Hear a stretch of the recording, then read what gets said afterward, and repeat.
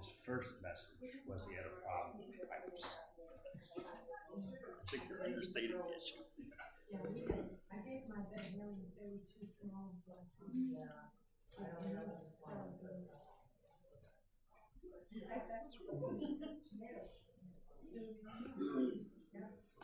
That's a fix.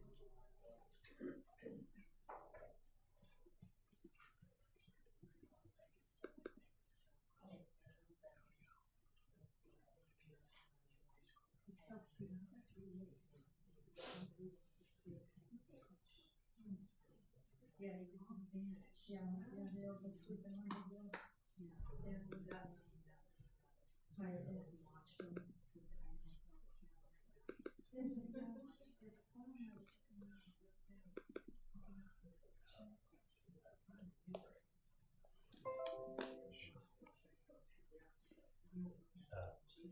Yeah, it's a young boy. Do you mind if we start? I've got 1, 2, 3, 4 announcements. It's going to take a few minutes. Okay. And then if he's not here, you run the meeting and just do like student opening or whatever you want. Okay, it's 7:01. Let's call ourselves to order. Meeting of the West Newbury Board of Selectmen. This meeting is being broadcast on local cable TV and recorded for rebroadcast on the local cable channels and on the internet. So we have a few announcements tonight. Yes, first, just want to remind the community that tomorrow there's an important meeting of the Pentucket School Building Committee at 6:30 at the high school to discuss building options and costs. So if you're interested to get the information, tomorrow night is the night. Secondly, National Night Out this year will be on Tuesday, August 7th from 5 to 8 at the high school, and it will be a tri-town event involving the police, fire, DPW from Merrimack, Groveland, and West Newbury. Thirdly, we still have a number of committee openings, including 2 openings on the Finance Committee. A complete list can be viewed on the town website, wnewbury.org. And just in the way of commentary, please remember that volunteering is the ultimate exercise in democracy. You vote in elections once a year, but when you volunteer, you vote every day about the kind of community you want to live in. So, and then lastly, we had a passing in West Newbury.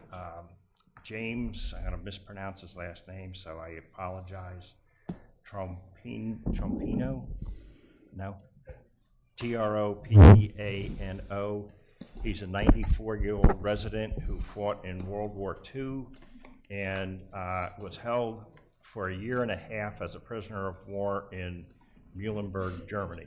He passed away on July 18th, so if we could just take one moment of silence.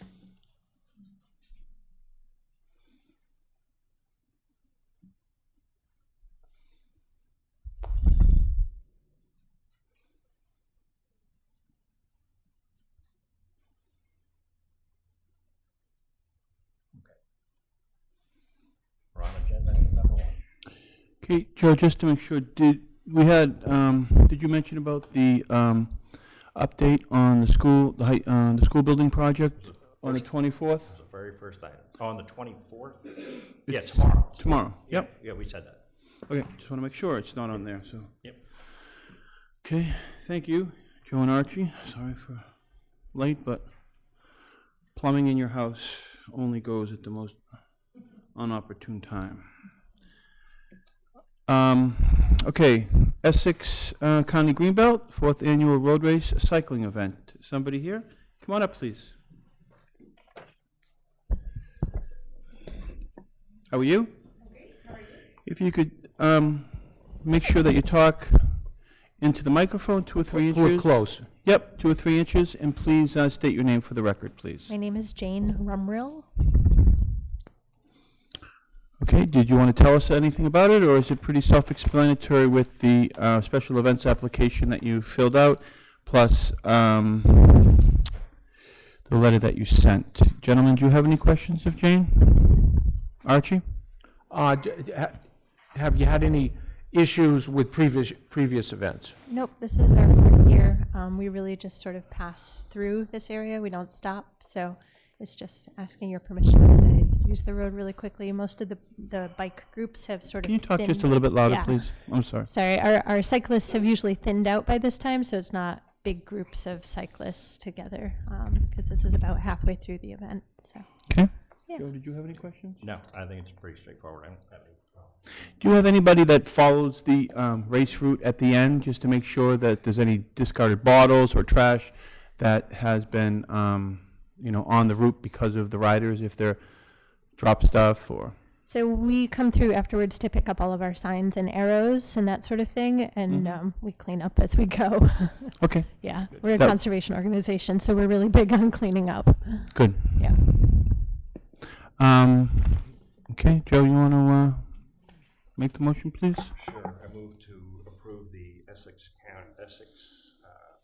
County Greenbelt application for a race on Saturday, September 29th, as outlined in the application. Second. It's been moved and it's been seconded by Archie. Are there any discussion? I see none. All in favor? Aye. Aye.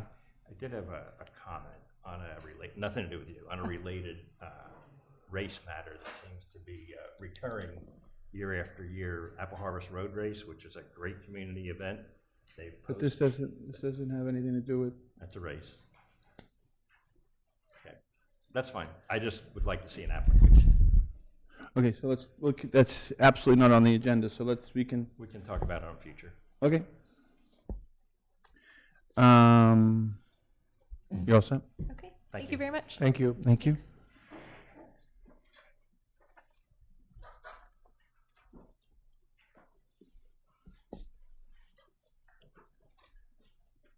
Continue review of the short-term rental application for 15 Norino Drive. If you could please use the microphone, and keep it like 2 or 3 inches from your mouth, that would be great, and please state your name for the record. Good evening, gentlemen. My name is Sarah Bellino with the law firm of Mead, Tallerman, and Costa, and I represent Colin and Riney Hodgson with respect to their application for a short-term lodging house license, short-term rental license. Okay? Gentlemen? I mean, we've talked through this numerous times. I do have a question, a clarification question. I think it's been asked before, but just for the record, have I think previously you've stated that they have not operated a lodging house. Is that accurate? In any capacity. They've not operated a lodging house as that term is defined, and that would require licenses or permits Have from they the town. They have operated- had long-term rentals. So They've had- over 14-day people. Correct. They've had some guests stay for 3 months. A couple stayed for a month, but nothing that falls under the jurisdiction of the town. Okay. Thank you. Archie, did you have any questions? No. Is there any new information that you'd like to give us, or any testimony? I know we wouldn't want you to amend the application, but is there anything that you'd want to say tonight? No, I think that the application as submitted and supplemented after one of our previous meetings speaks for itself at this point. The information that's requested of applicants in your regulation has been satisfied to the best of our ability. And, the additional questions that were raised in earlier meetings, I believe were also addressed. Thank you. Did you have any questions, or Angus, did you have any questions? And then I want to ask the board a question.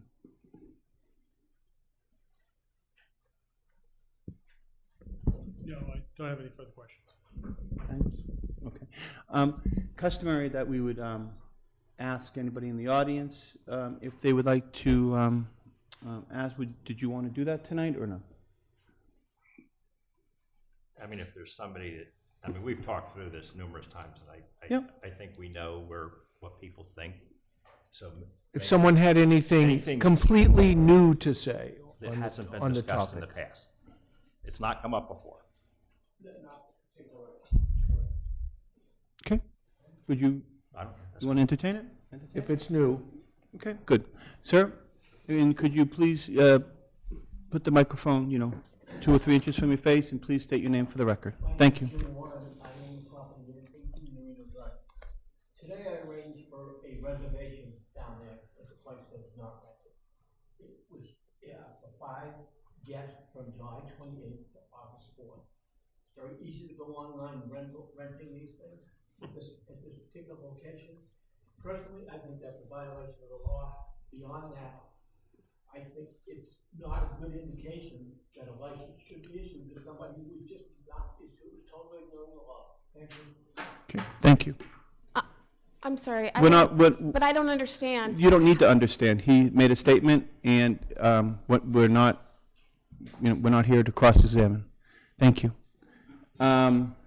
Any other information or anything? Joe or Archie? I don't have a question, if that's what you're saying. Yep. Do you want to make a motion on this application, please? Sure. I move to deny the application of Colin and Brady Hodgson for a short-term rental based on the feedback that we received from town council. He has outlined numerous reasons, which I concur with, so based on the reasons outlined. Second. Okay, it's been moved and seconded. Do we have any further discussion or comment? Not on this, but I would, What does that mean, Joe? well, okay, sure. I'm trying to keep people to talking what's on the agenda and what we're voting on. Yeah, yes. I'd like to talk about enforcement of what the gentleman just said after we vote. And it says 15 Reno Drive rental application, so I think that's within the agenda. Okay. I may entertain that. Let's depending on which way the conversation goes. Okay, so it's been moved, it's been seconded. For no other discussion, so the motion on the table is to deny it. So an aye vote would be denying it, and no vote would be accepting the application. Okay, all in favor of denying the application? Aye. Aye. Aye. It's unanimous. Okay, thank you. Excuse me, may I please ask for a little bit more information with respect to the feedback you received from town council? Anything that you'd like to get from us, you can go to the town clerk and request a public information, and we're more than willing to give you any information that you ask for. I'm familiar with the process. Okay, thank you. You're welcome. Can I just follow up, what would be the term that I would use to ask town council about that? Feedback on 15 Marino Drive? There'll be a Hold on. written decision of, okay. I'm sorry, I thought your mic wasn't on. I saw the red on A written top. It is decision of the red. board, and that would be the feedback of the board of selectmen. Oh, okay. the same. Based on town council's feedback, which has not been made part of the public record? Am I Anything that listening? would be- Did I get that anything- correctly? Anything that would be consulting with the board of selectmen regarding a legal matter would not be part of the public record. But, I'm sorry, that's not how this works. no, it is, in the Okay, sense of. hold on, I'm the chairperson, and we're not gonna have examination. Anything that you would like, or any information you would like, I gave you an avenue to do that. If you could do that, I'd appreciate it. We're gonna be on to our next agenda item. Okay. Thank you. If the next agenda item has to do with 15 Norino, with all due respect to the board, I intend to remain where I am and represent my clients to the best of my ability. Okay. Jack and Ellen Alder, could you come up, please, for your application request for a sign on town property? Thank you.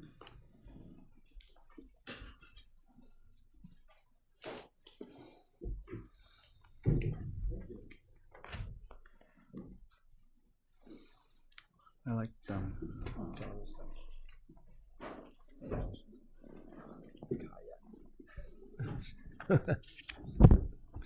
I'm making comment to your application. It was very comprehensive. I like that. I like that. Good. Okay, sir, if you could obviously state your name for the record, and please, if you could, perfect, between 2 or 3. Did you skip an item here? You Item skipped C. one. You skipped item C. You skipped one. Yeah, I'm Jack. I'm sorry. Hold on 1 second. Okay. I can go back to that. No, stay right there. I can go back to it. Is anybody here for 12 Mirror Way? The street opening permit? Okay, so I can take you out of order, sir. Sorry Okay. about that. I looked down quick, and Mirror Way is near Marina Drive, and it kind of hit in the same vicinity, so I went on to that one. So people are still here. We're done with Marina Drive. Okay. But are you gonna talk about enforcement? I'm not sure. I don't think so, but because I don't think we should talk about enforcement relative to one individual. I think we need to talk about, if we're going to have that conversation, it needs to be about enforcement townwide and how we're going to take care of that. I personally don't think we should, pinpoint on one individual. We just have to make sure that we have the proper enforcement in place, and then we would, talk So, about that. Glenn, are we doing this? We're doing, okay, guys. I think there's just a point of clarification, what you just said. We had a complaint about one individual, whereas we have not had complaints about anybody else. I understand that. Responding to a complaint. There are people who came in today and wanted to get on this agenda, and I said no to them. Okay?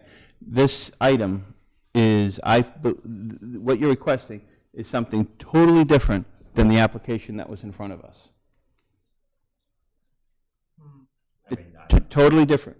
So if we're going to have a discussion about enforcement in town. Town bylaw, Yeah, it's different. Yeah, it's totally different. It's about enforcing town bylaws. So I can't do that, because then people would be saying, why wouldn't you let me on there? You understand? I understand what you're doing. I understand. My opinion is part of the application, but that's fine, go ahead. No, go ahead, it's fine. Well, if it's part of the application, then during your discussion period, you should have said, we have denying this, we have to make sure there are ramifications in place that if you break the bylaws that are in place. I mean, that's it right there. I mean, do we not have things already in place? If somebody, Yes. that's it. And we'll make sure that they're enforced. Did you want to do new ones? Well, there was a new item that was. No, new bylaws. Okay, so we already have them in place. We'll just make sure they're enforced. Jack and Ellen, you want to come on up? Ellen, are you here too, or? Part of this? She's part of it. She's probably. The major part of it. If I was a betting man, I would bet Yeah, that. that's Come on up. We're doing you guys right now. Please come up. Oh, okay. Okay. Would you like to explain any part of your application or anything like that? And so then if we have, and then it might answer some questions we might have, and then we'd like to, if the board has some questions, we'd like to ask you. Okay, temporary sign, where Route 113 and Garden Street, there's already a sign there, Yep. the milk sign. Mm-hmm. And if I could put that type of sign in there, seasonal, it'll be like July to, October that you wrote in your, it'll be a tent, it'll look like a tent, like that.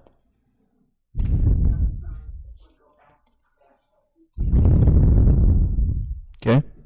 Now, there's not a lot of room there, but I think if I put it maybe in the middle or toward the tail end, it might work. Mm-hmm. Okay. Questions, Joe?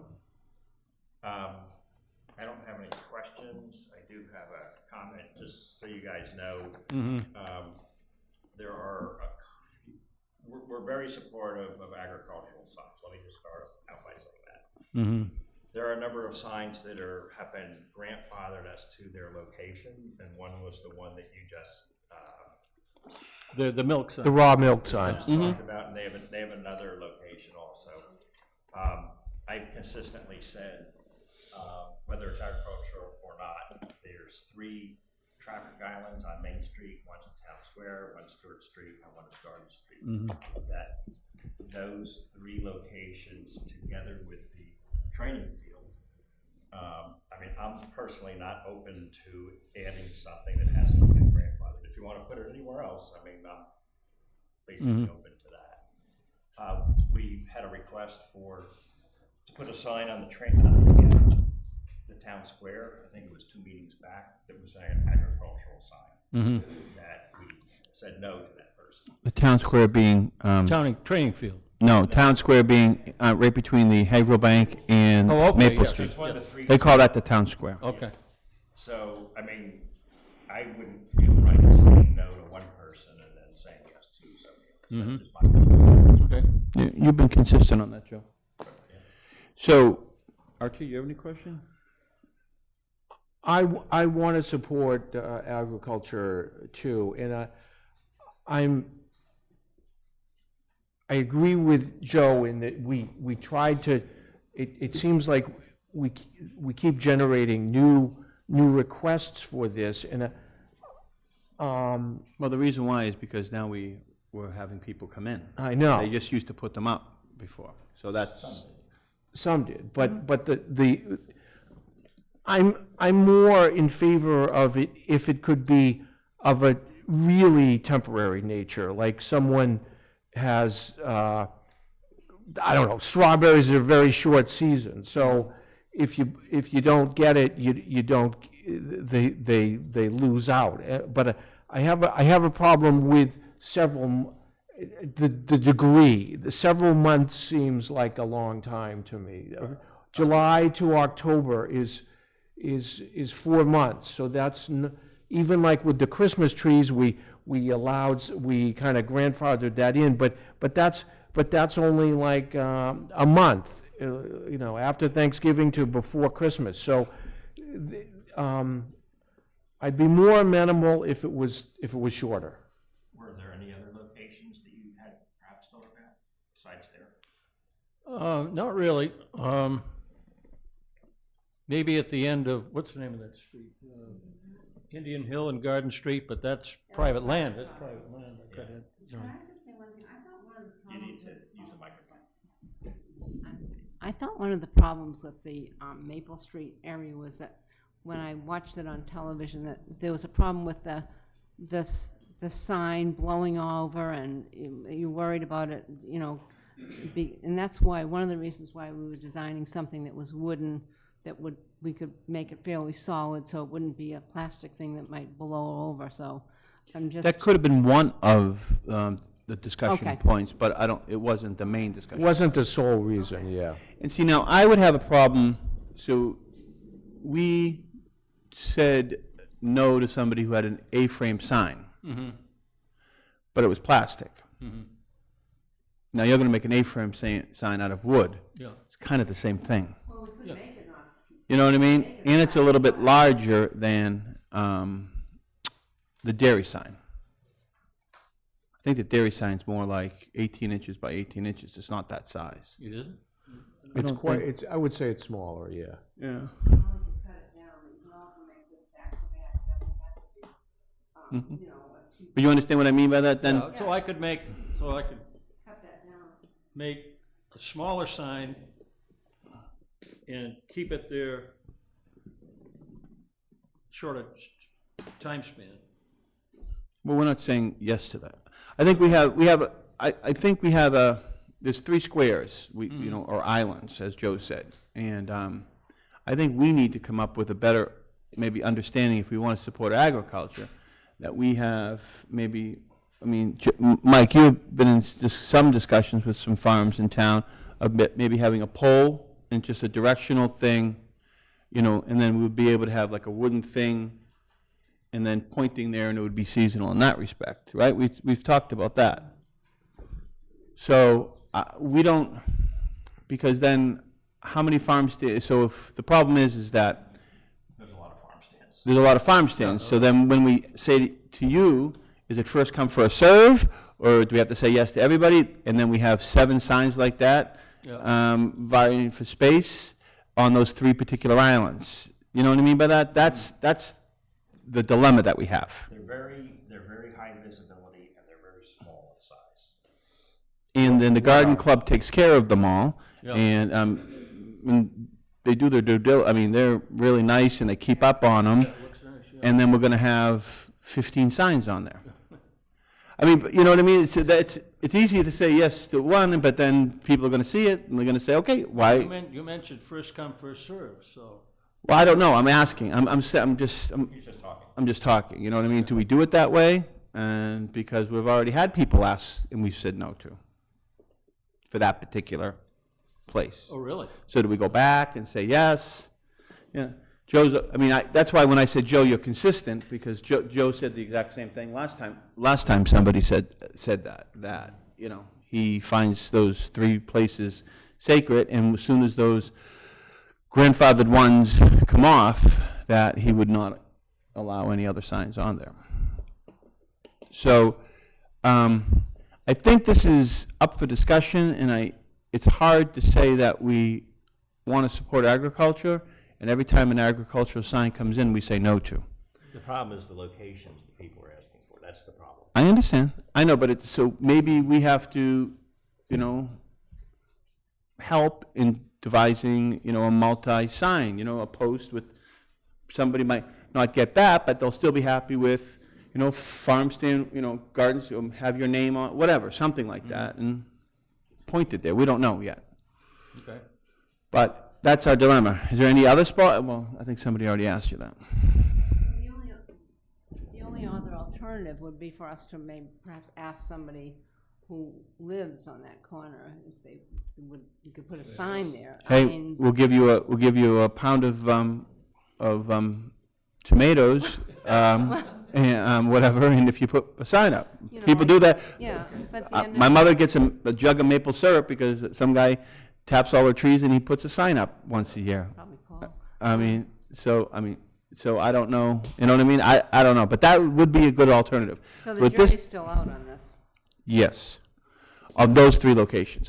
I think what we should probably say is that we should probably make a vote that, if we all feel the same way, is that we're not going to even entertain any more signs on those 3 islands.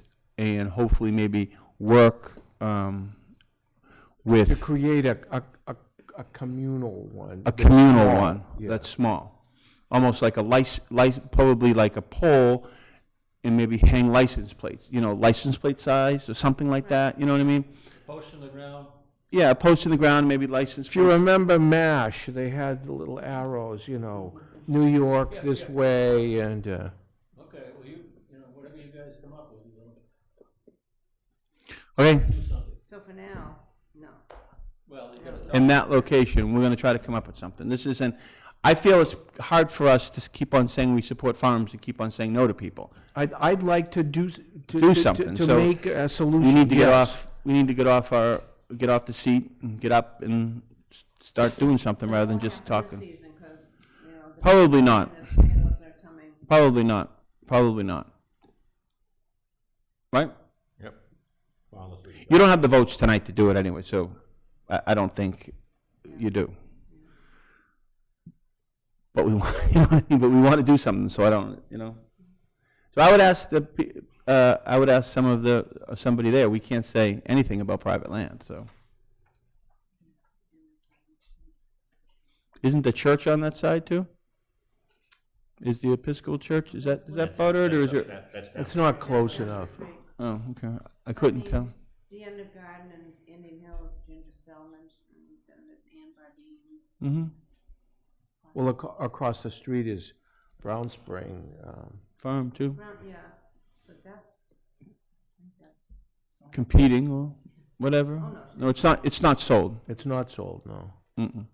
But they might want to, They might, all they talk about is they want to support local agriculture. They might put a sign there for you. Well, I know Elaine, so that wouldn't be, Mm-hmm.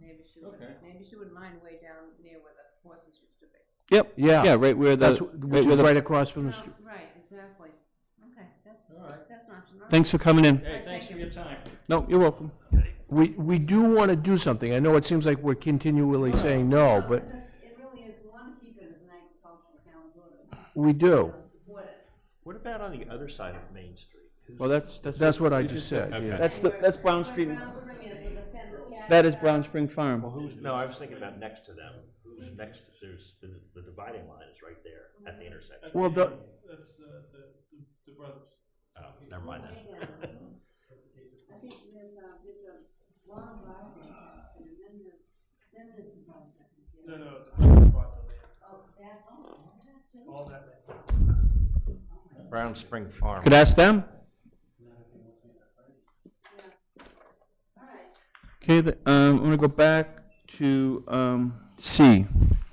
Application, street opening permit for 12 Merrill Way. I move to approve the street opening permit for 12 Merrill Way. second, It's been moved and seconded. Archie, do you have any questions or concerns? Joe? Nope. Angus? Mike? Everything look good? Okay. All in favor? Aye.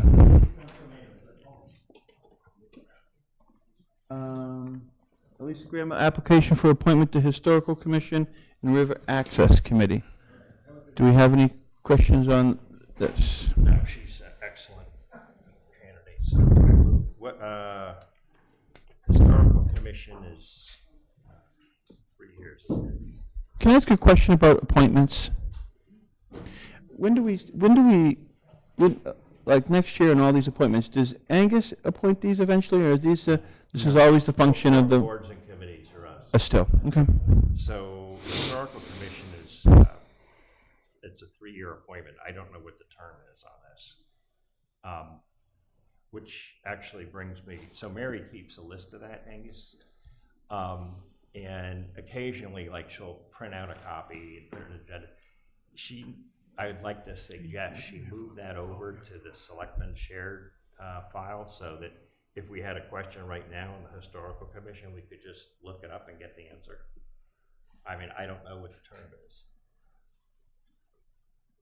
I can try to look. Generally, you open up that computer of yours, Joe, and you already have it for me. Well, I want to make a point. I would note that since the prior meeting, the open committee positions has been added to the front page on the home site. Yep. So I can look there and see where the open positions are. But Do they have the ending dates? no. So I think that. So without drawing this out too much, I think your point was well taken, Joe, and let's follow up and make sure that happens. We still need a date, though.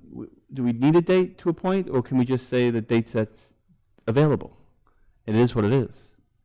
Well, if you give me about 2 minutes, I can do it. Why don't you just do the next item? That's all right, we can wait. Anything but for me to go home. Smell like bleach. That's all I smell like. Nothing like a plumbing. With the snake, and the guy goes, "Don't let it." You don't want to know. Trust me. You don't want to know. Different clothes, different shoes, everything. Yeah, I'm not finding it readily, so you can do whatever you want. Well, what would be appropriate? Can't we just say that we're going to, that we would appoint Elisa to the, somebody resigned, so Jeff Cluley asked to not be reappointed. exactly, so we're putting them in that position. yeah, to the open, can't we just say to the open position on the Historical Commission? So just make it 3 years.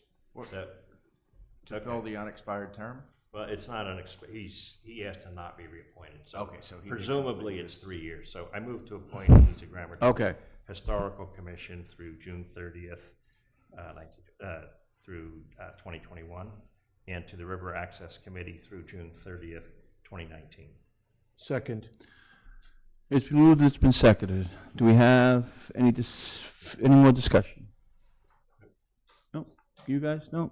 All in favor? aye. Aye. Review of draft charge for pipe stave done parking and land use study committee. Angus?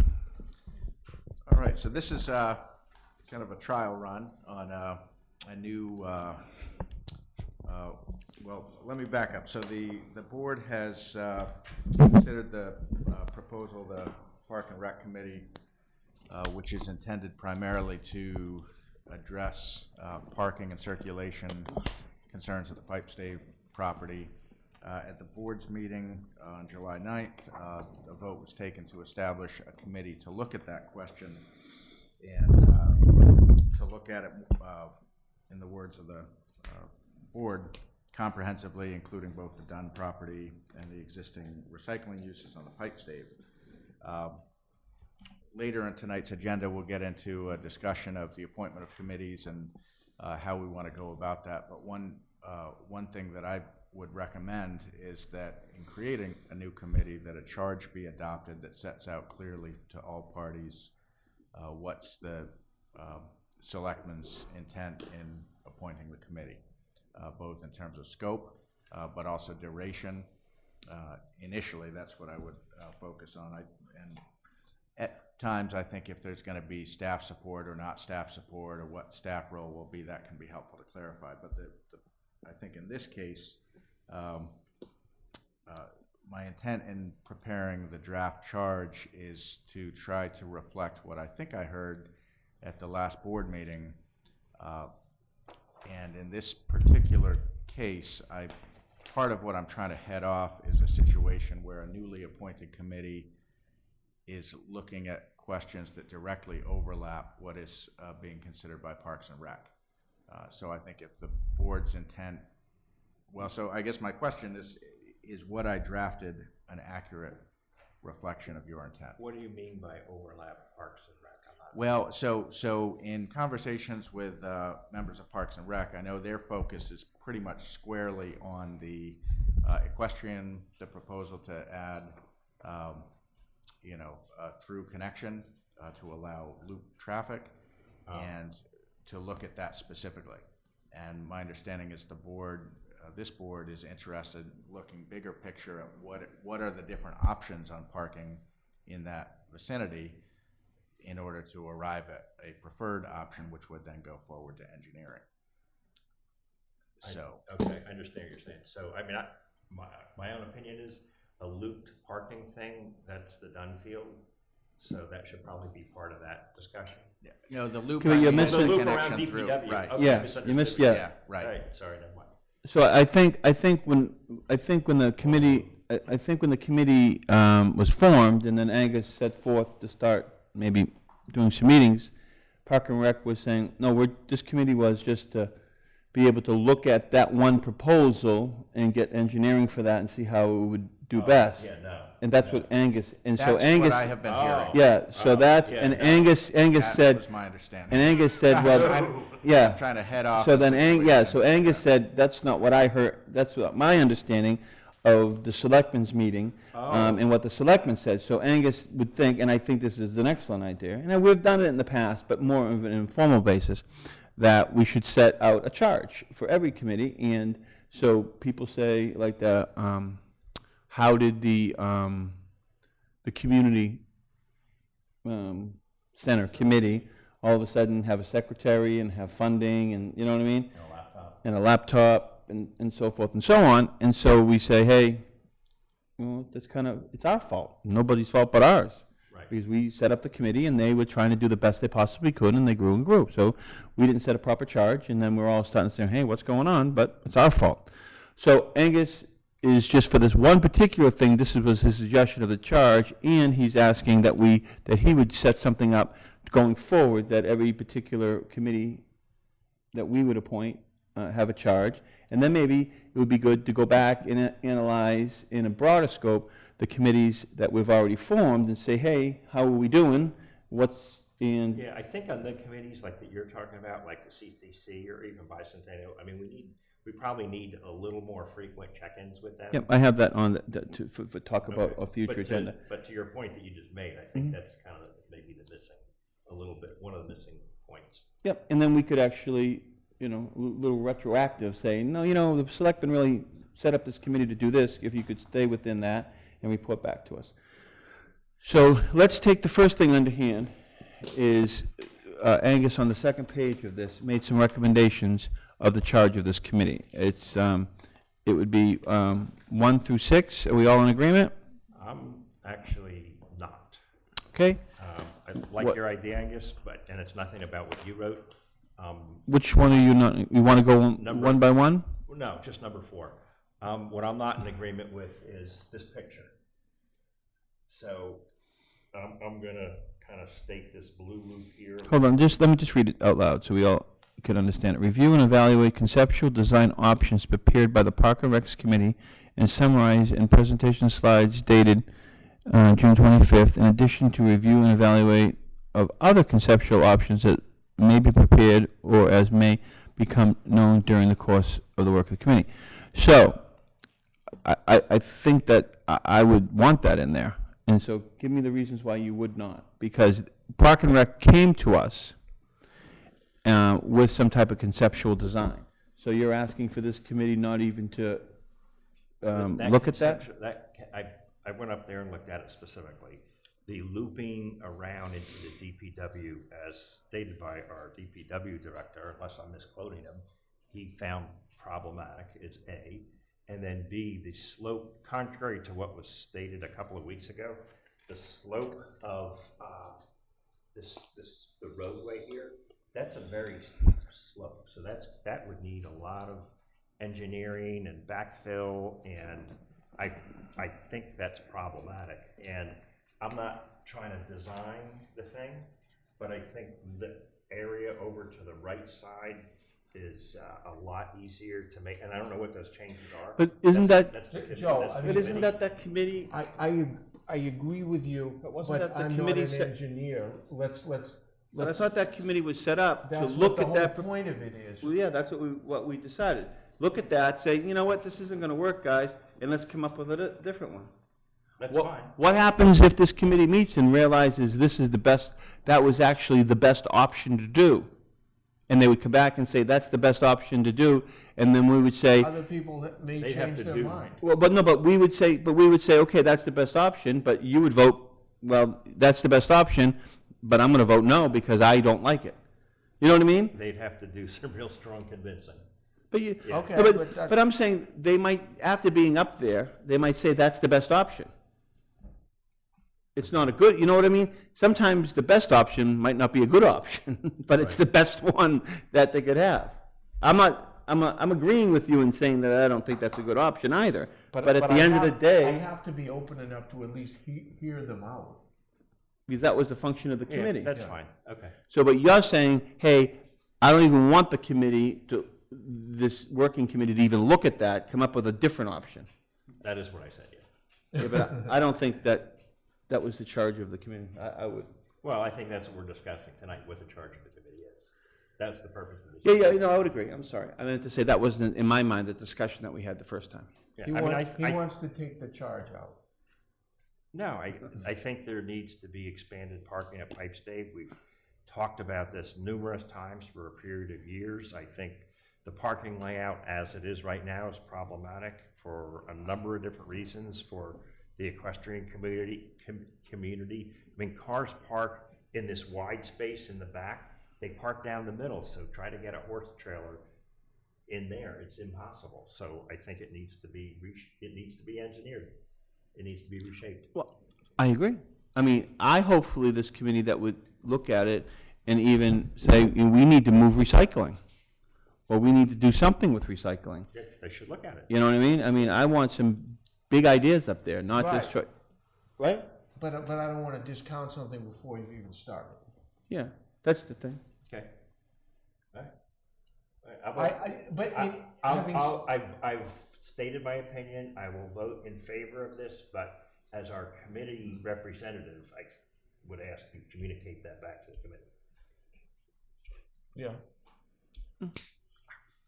But you understand what I'm trying to say? That might be the best option, we could say no on it, and, you know what I mean? And say, okay, we need to fix this out, then we need to look at Dunn property to fix it, or something like that. You know what I mean? Yep. All right, so let's vote on this. Well, if I might, before you vote, just to add some new information that I received earlier today, I did share a copy of my memo and the draft scope with Tom Flaherty. Mm-hmm. And He thought it looked good. He did raise a concern about the reference to the Dunn property, simply because, as we know, that's a large scope, potential long-term scenario. So I think that, I don't know if it may make sense to, in your motion, limit, somehow refine the scope so it doesn't include the Dunn appear to property. encompass the entire property, because that's a tougher nut to crack. Well- I do know, as I believe this board is aware, the intent of the Parks and Rec is to bring forward a proposal to town meeting this fall to secure engineering funding. Their intent, as I understand it, is to bring the conceptual loop to an engineering stage. And I kind of see that, so I'm trying to kind of put that That should be part of that, though. Right.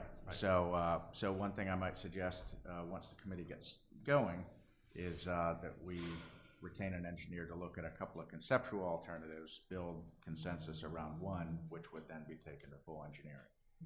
But which would not include any connection to the Dunn field for this project. I don't know that would be excluded. It just, I think the phrasing and the potential to bring in the whole Dunn property is what raised the concern, because as we're all aware, there's an interest in a near-term resolution or some improvement to the park. So what are you saying? Remove the Dunn property? No, reference well, and leave it? I heard the board 2 weeks ago very specifically say you do want to look at the Dunn property. So I think maybe I would like to look at northwestern portion or something, which I did not put in the draft. Somehow narrow it. Yes, right. The portion of the Dunn property proximate to the ball fields. Exactly, yeah, or, Still a bit subjective, but basically making clear that the board's intent in creating this committee is not to come up with a 25-year future land use scenario on this entire. So this includes engineering of a connector road Glenn, hang on, you got my. to the Dunn property. Let me repeat the question. So this includes a connector road to the Dunn property. That was my question to Angus, and he's going to answer. And I would say it's not yet known, because the only conceptual looked plan at it. that's specifically referenced is this one, and then it's as language and others that may become known or may be developed as part of the process. So we could say- I kind of would like to have separate problems. I mean, Me too. What does that mean? well, in other words, deal with the lot at Pipestave instead of going into the grand gesture of what are we going to do down to, is it going to impact This parking problem has nothing to do with what we would do potentially or not do on the Dunn property. I disagree. Okay? You get it? Well, I disagree because I disagree because if we say we want to move recycling 50 feet back into the Dunn property and be able to create 75 parking spots in front and something like that. And then if we think we're going to set up a committee and we have that space, what you showed us, and that committee is going to come back with another suggestion other than looping it out of the highway garage and just use the same footprint, and everybody's wasting their time. I was hoping this was a bigger picture, and that's why we had the Park and Rec on there and stuff and say, hey, listen, I would say we're trying to fix the parking up there for the next 25 years. Yep. Okay? And if we think we're going to fix the parking for the next 25 years on the same footprint that they're parking now and just not let people park in the middle and maybe put line stuff. I don't think we said that. Okay, so I think we should not restrict ourselves and say in this charge that we can't consider portions of the Dunn property. Joe, do you have that map right in front of you? Yeah, it's on the agenda. It's in your. But here it is. Mine. No. Oh, you know what, I stapled it. Okay, so, but, okay, my question is, here's going into the recycling. How much of that is the existing, Oh, where's the property line? in other words, the done doesn't start right at the road. It's over There- by the There's tree all line. this. No, it's It's over way here. over. It's way Exactly. over. So this would, even if moving the recycling back, as you say, 50 doesn't feet go or into the whatever, dune. it isn't even on, wouldn't It's even no- put it it's on the nowhere- done at It's that nowhere point. near it. It's, I know, does but it- I'm just saying if you, okay, you whatever. see what I mean, I, Glenn? I agree with you, but why would we want to restrict anything? I think we all have, if we set the charge out saying we don't want to touch the Dunn property at all, and they come back and say, well, we can't do that, but we wanted to take 10 feet of it or something like that. I think everybody understands what we want to do. So you're saying for them to come back with a proposal of fixing parking for the next 25 years and don't even consider any of the Dunn property at all? Correct. Correct. It's it's not even close. I mean, it's. Glenn, Okay, picture it in your okay. mind. No, but picture it in your mind. There's the recycling, and then even further beyond that is where the tree stumps and stuff get thrown. I know, I've been out there. Exactly. So, but that's a lot of Okay. a lot of Fine, space. fine. So, fine. So that's, whatever.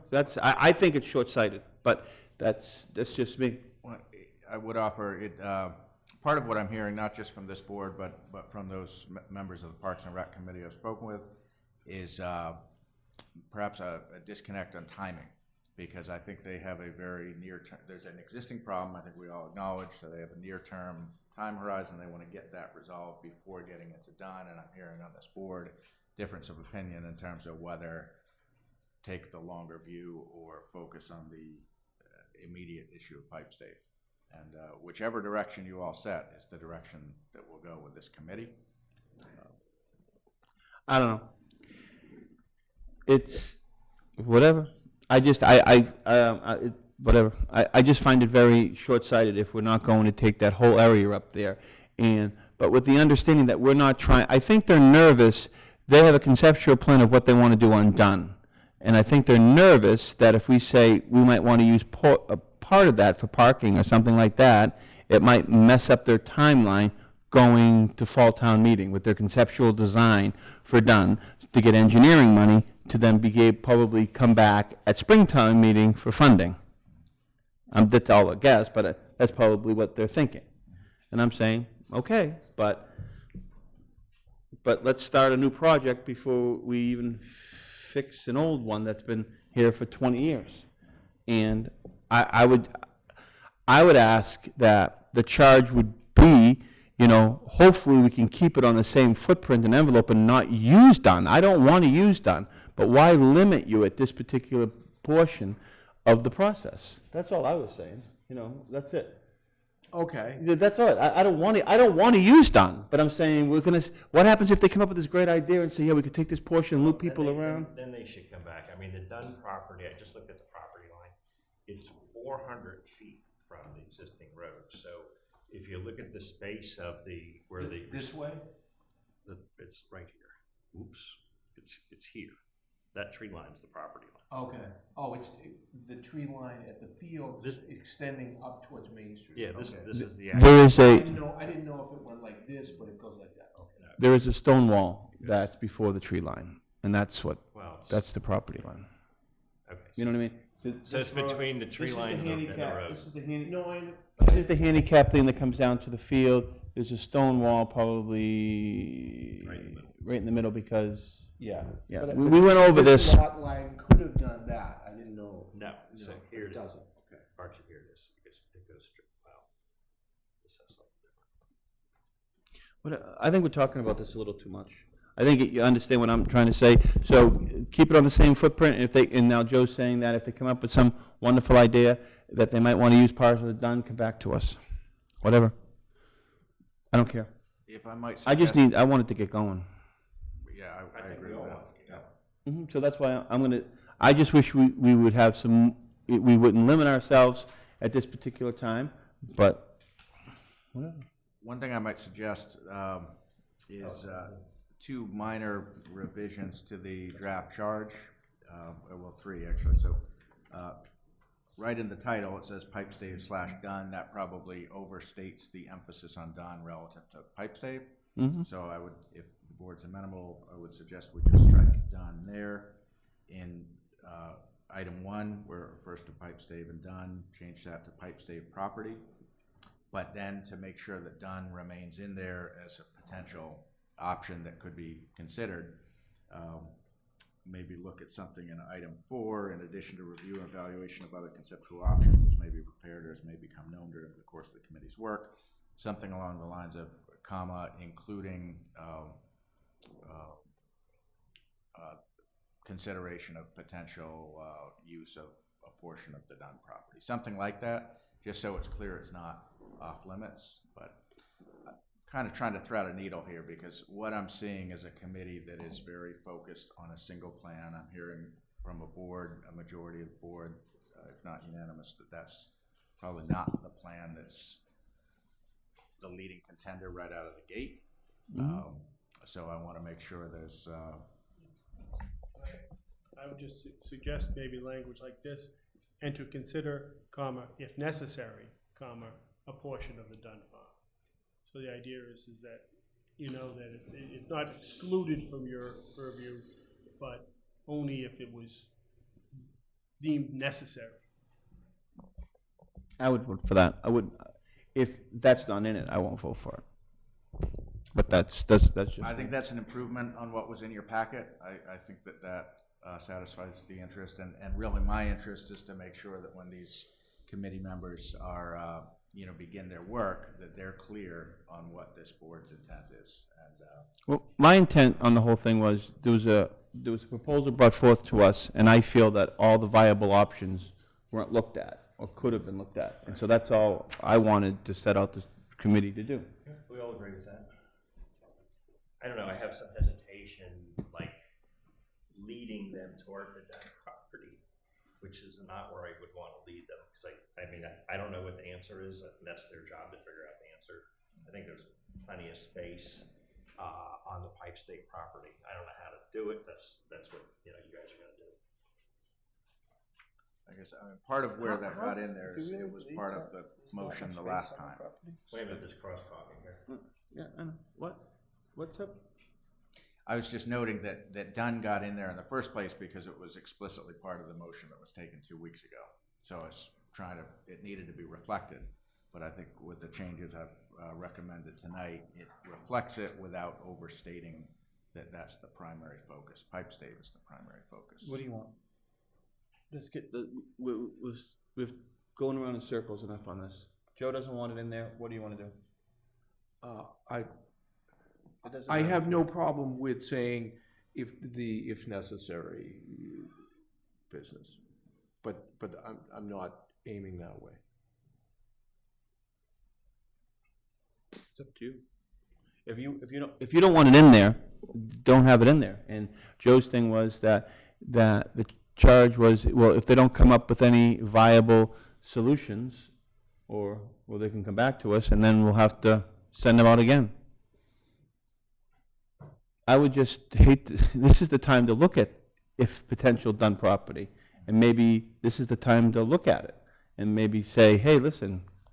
That's a whole separate committee. That's a whole different, this is parking, the development of the done property, I view as a total separate issue, which I support. Well, Joe, So if I wouldn't want to start to put a parking lot on the top of the done property, neither, adjacent to pipe stave that, like, you have Might a be field- important for something else. You have a field way down by Chase Street, like that parking would be like so removed from that facility. okay, take out the done property. Okay. Fine with me. All right. Yeah. Okay, so could you, just so we're all clear on it, could you just reflect, number 1 stays the same? No, Strike the word and done. Strike done. And done. Review parking and circulation on Pipe Save and Dunn properties, okay, based on current uses and user groups. I would ask that would be current uses and user groups, I would say, and projected in the next, you know, do these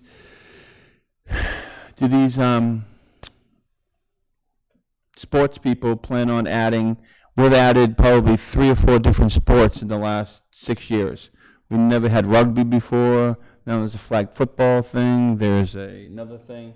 So what are their uses for the field? Well, that's, item 2 was intended to capture, I was trying to say, look at what's there now, number 1. Number 2, consider potential changes or expansions of current uses, whether in the near term or over a longer time horizon, potential need for expanded parking or improved vehicular. So Okay. it's kind of like, So- what's the current problem? What might it become? Let's just vote on this. We are, Joe. But I'm not going to rush something that we've spent 15 minutes on just because we want to get it done. Is 2 going to be stay the same? I haven't heard any changes, yes. You want any changes? No. 3? I don't want any changes to the rest of the document. 4 stays the same?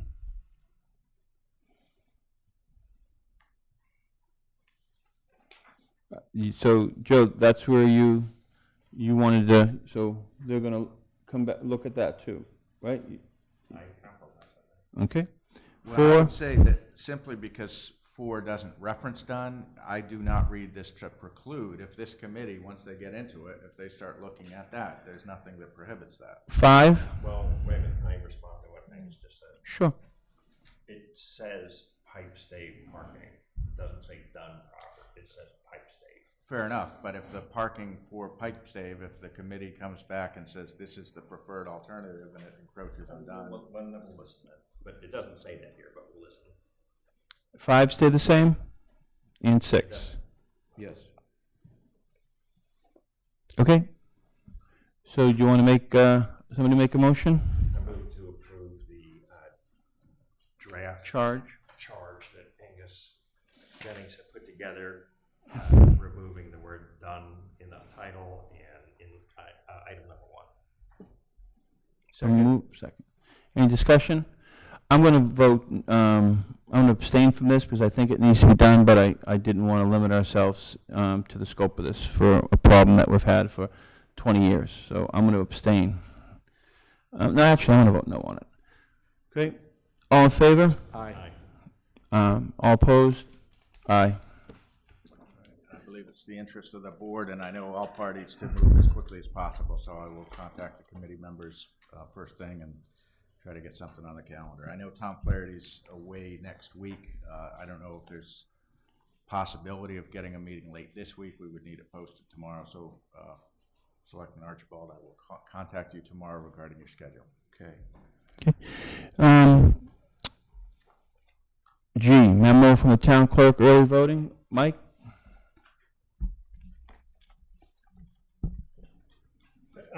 Since this will be a state election, early voting will take place between October 22nd and November 2nd.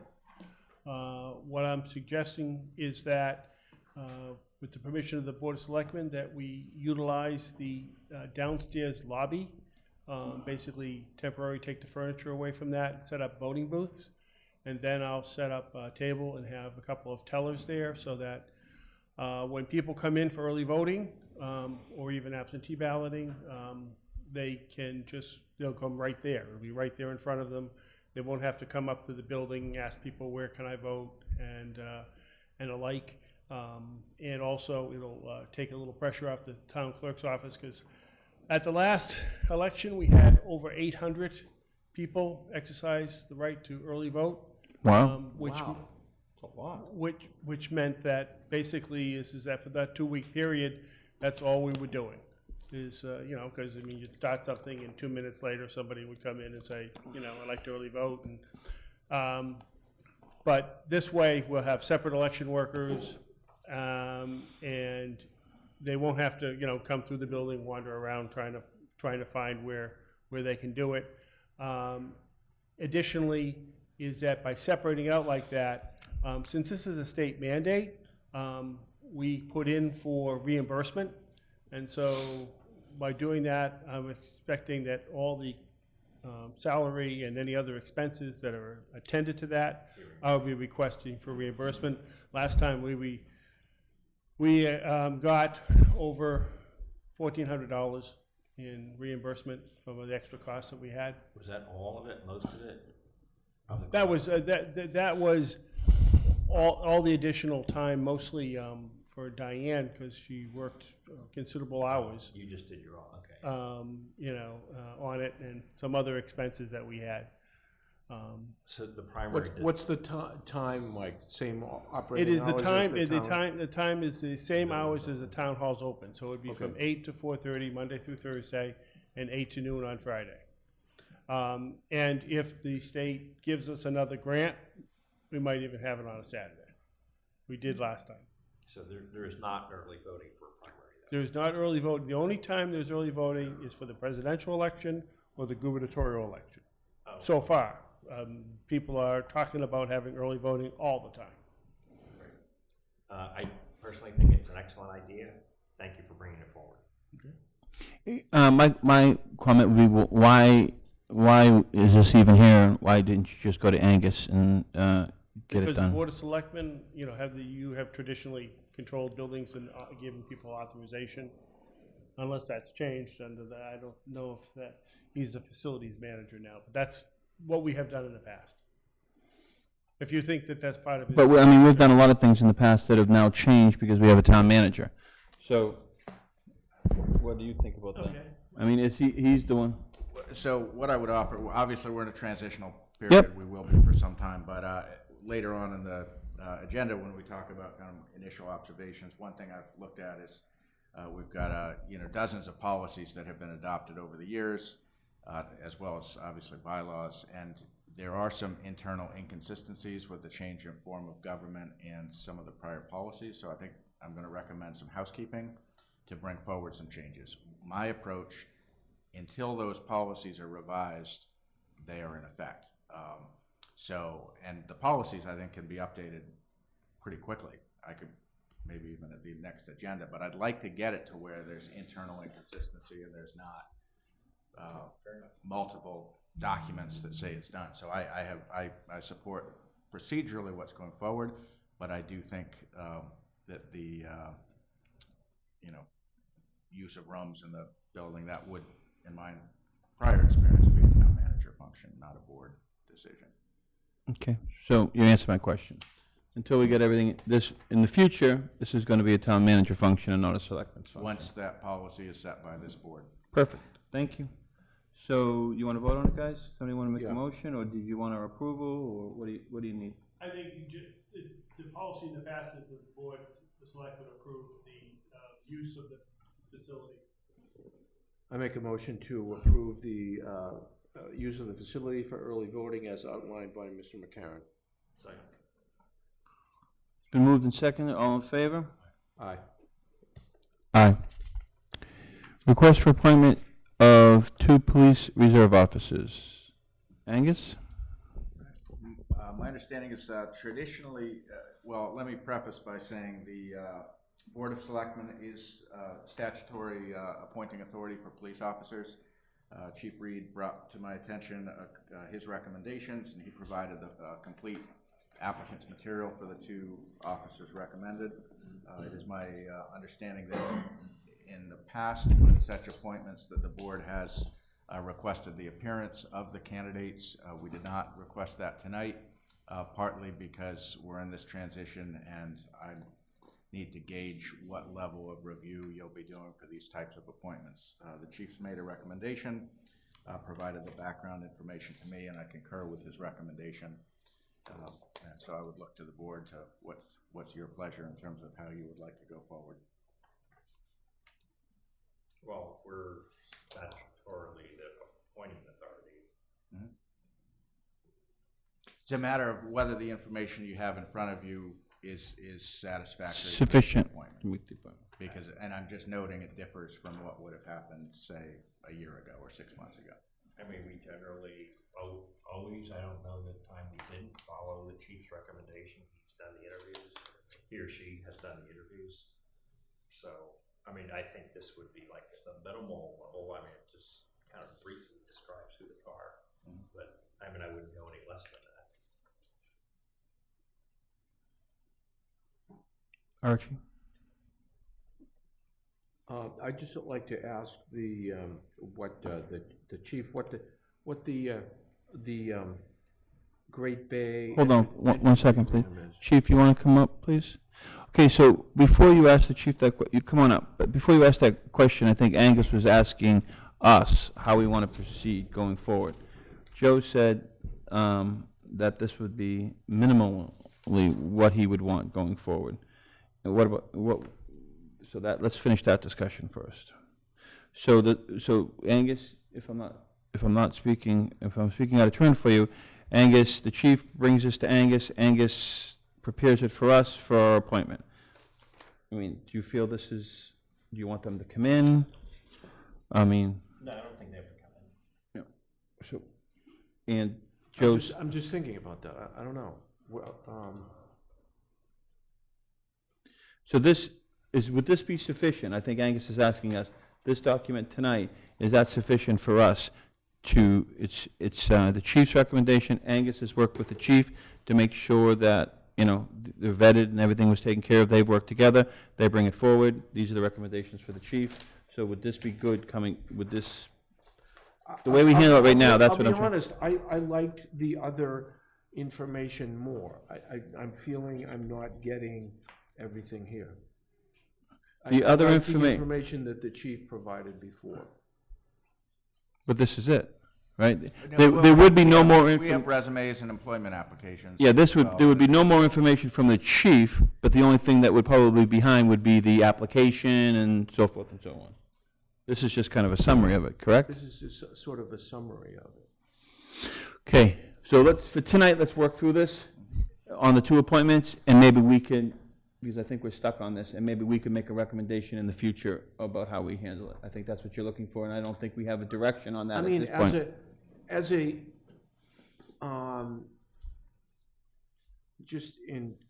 I'm thinking of when I was in academia and looking at resumes and in my work career and stuff, more information about a person is always better.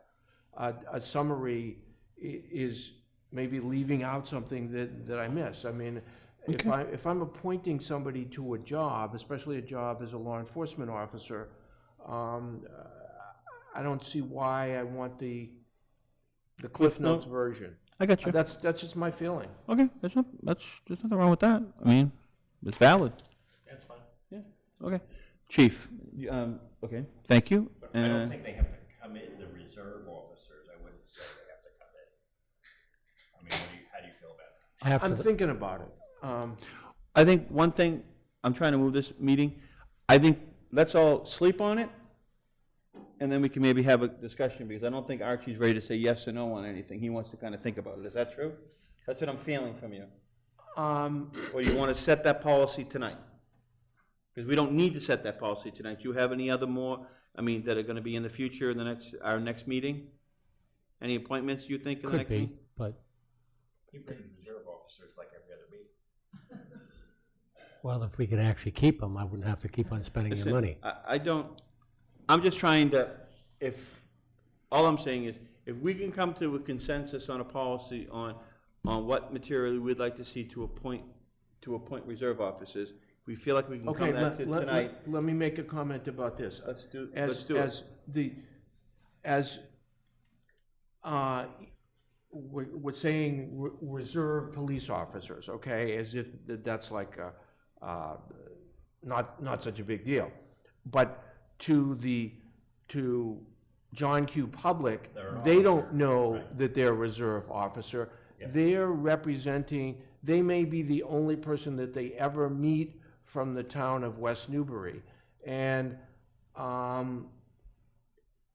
think it's important that I'm thinking it through in my own mind. I think it's important that they can take 45 minutes to come to a meeting and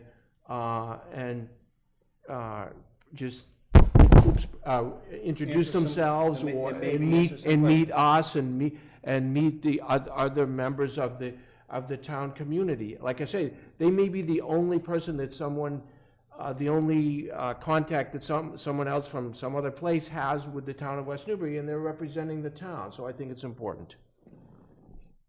Chief? Chief? I think that's an important idea, Archie, but I think once they get appointed, then we can bring them in.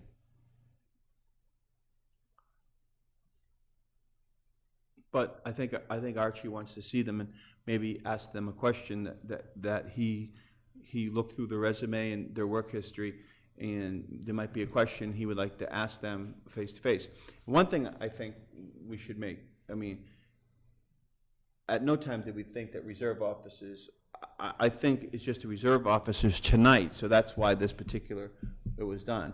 You might have even had the same recommendation for police. I think Angus is just looking for direction. Yeah, there's really two questions. The candidates before you, A, and then B, bigger picture, what level of review Information. in your appointment will you be looking for?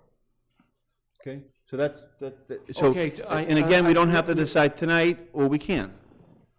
So, And what I'm hearing is Joe, at the minimum, would want this and probably would want some more information.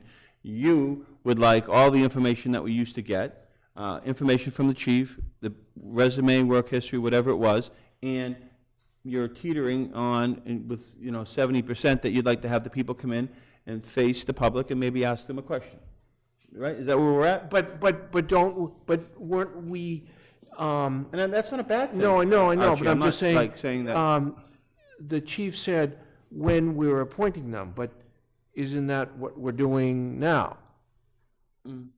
Well, yeah. At which point, Well, I think- we I don't think- usually make them come in, ask questions, and then appoint them 2 weeks later. I think the chief, and if I'm misquoting you, I think he was responding to your thing about meet us, that aspect of it. And so after we appoint them, then they would come in and meet us and so forth and so on. I think that responding, it is kind of putting the cart before the horse, is that we're going to appoint them, then they come in and meet us. Maybe we don't like them, and then they say something when asking, but we've already appointed them. So I don't think that's a good idea.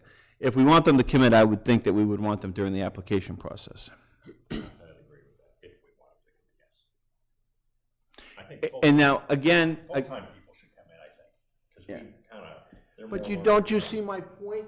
What's the they all, difference? yeah, I agree with that. I totally agree with you on that. So we shouldn't. But again, I'm saying, if we're going to come to a consensus tonight, let's do it. Or, because it seems like we're all trying to think this out. Okay. Okay, I So know why don't we- I know what I feel. I want. You want all the I information want and you the want the people to info, come in. And I think they should come in at least for a minute, yep. Yep. I can go minimally with what's here. It would be nice if there was something additional, but from a minimum, and I don't think it's necessary for them to come in. Okay. Okay. We have people to I come into don't- like the associate member of the Mill Pond Committee, and we're not worrying about interviewing a police officer? I got you. So I would want them to come in also. So if we could go back to whatever we had before. And I think that this chief particular you've been good having everybody come in. We've had people, so it's actually been nice. It shows I think it shows some type of pride. Sometimes the family members come in and Commitment, I think is the word you're looking for. yeah, pride and commitment, and I actually kind of like it. And I've noticed it since you've been the chief, that everybody's been here and stuff, and I kind of like it. And I like I've seen family members, and it makes it community based. You see people. I actually kind of like it. So I don't disagree with you, but to get I back, mean, we're talking about community policing, they ought to know what the community is. yeah, but we have to make sure that these people didn't say they didn't want to come in. I don't want to start, you know what I mean? No, I'm You know, I'm not saying that Yeah, at all. yeah, but you know what I mean? Yeah. You know how the conversation's going, well, they didn't come in tonight, but yeah. I told them not to come in Yep. tonight. No, Yep, it's nothing reflection on Yeah. these people. So why don't we move forward on these appointments tonight, and then set out and give the charge to Angus and the chief, how we want it in the future? Is that, we feel comfortable with that? You feel comfortable with that? So in the future,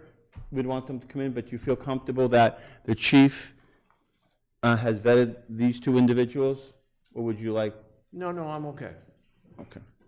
Okay, now, okay, we have that taken care of. Now, you had a specific question about one individual, and you wanted the chief to Well, I answer just wanted it. to know what, just curiosity, what the Great Bay entrance exam is.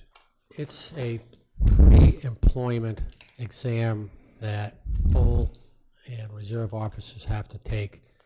It's about 55 police departments from New Hampshire, Maine, and this part of Mass adhere to. It's the basic entrance exam. If they don't score a certain percentage, then that's the end of the hiring process for them. Okay. No, any more? Joe? I'm good. Can I somebody? move to appoint Anthony Mastrangelo and Christopher Hurst as reserve police officers through June 30th, 2019. Second. It's been moved and seconded. Any discussion or comments? Yes, so they're both academy trained, reserve academy trained. Correct. So they only need time with our certified training officers. Correct. That's the only, which is, Like 300, which is extensive. yeah, which is like 300 hours, I think, if I'm not Closer mistaken. to 4. Okay. Okay, that was it, If they started tomorrow, they'd probably be ready by Christmas, maybe. depending on their own personal thing. It takes an awful long time, Glenn. More time than I wanted, but that's the point of reserves, because they're all working full-time, doing other things, and they get their other commitments. So Yep, I understand. It's just, it's Okay. it's painful. Yep, it's been moved and seconded. All in favor? Aye. Aye. Do you feel like you have an I understanding? do, and I want to thank the board for your direction on this, and you'll be hearing this for a little while. Here's the issue, how do you want it handled because of the changeover? So I appreciate the guidance, and we'll work with the chief in the future on it. Thank you. Request for reappointments.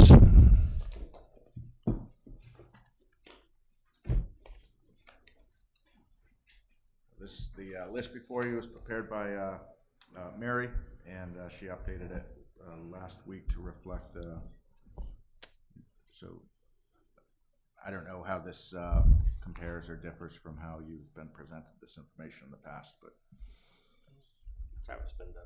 That's fine. Yeah. Joe? I move to appoint the people listed on the list for the terms identified. Second. Been moved and seconded. Discussion. If we just put a date on this from now on, something like that, so then we can refer to the, you know, maybe have a heading on it that we could refer to rather than so that we don't, if the list is long, we could refer, you know what I mean? So we don't have to say each individual name. That would be good.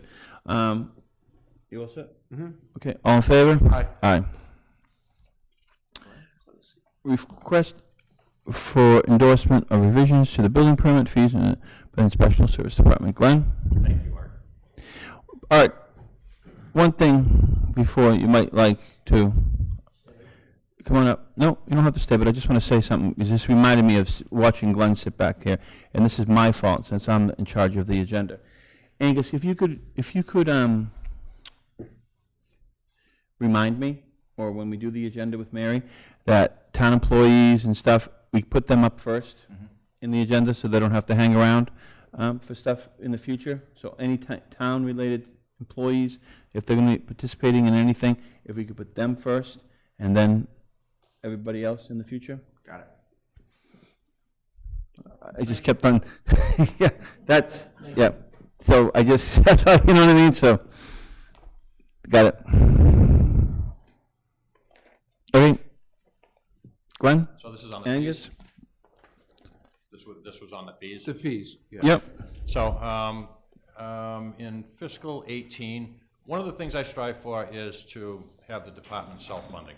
I don't believe that, that people's tax money should be going to supplement builders and developers, or even people building single houses.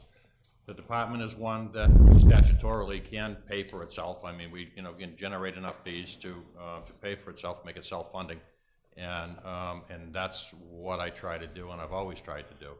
This year, in fiscal 18, we came up short on that. It's been a while since we made any adjustments to the fees, and in my opinion, it's time to do that. One question, Glenn. I looked at just a half a dozen neighboring towns. Other than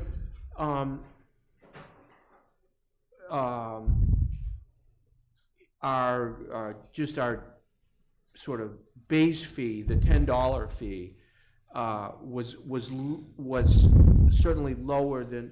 Would it be easier to just increase that instead of increasing the rate per thousand?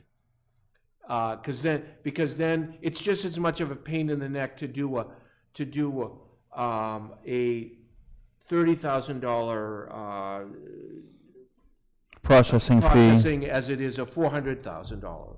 It's still as much paperwork, basically. I'm just asking. But yeah. I'm not sure what it is you're asking, because right now. In other words, like Newburyport had a minimum, like a $50 base fee, and then 10 per thousand. Maybe he should explain what he's requesting. Okay, what we have is $10 a thousand, single-family house, $10 a thousand based on a minimum of $110 a square foot for cost or slash value. And that's a minimum. That's so somebody can't come in and tell me that they're going to build a 3,000 square foot house for $89,000, which I've had. All right, that's just not going to happen. There's several ways there's several things that play into the fee. Some towns around have the construction cost based on $125 a square foot. Some are probably higher than that. Okay. We use 110. So there's two things here that we could adjust.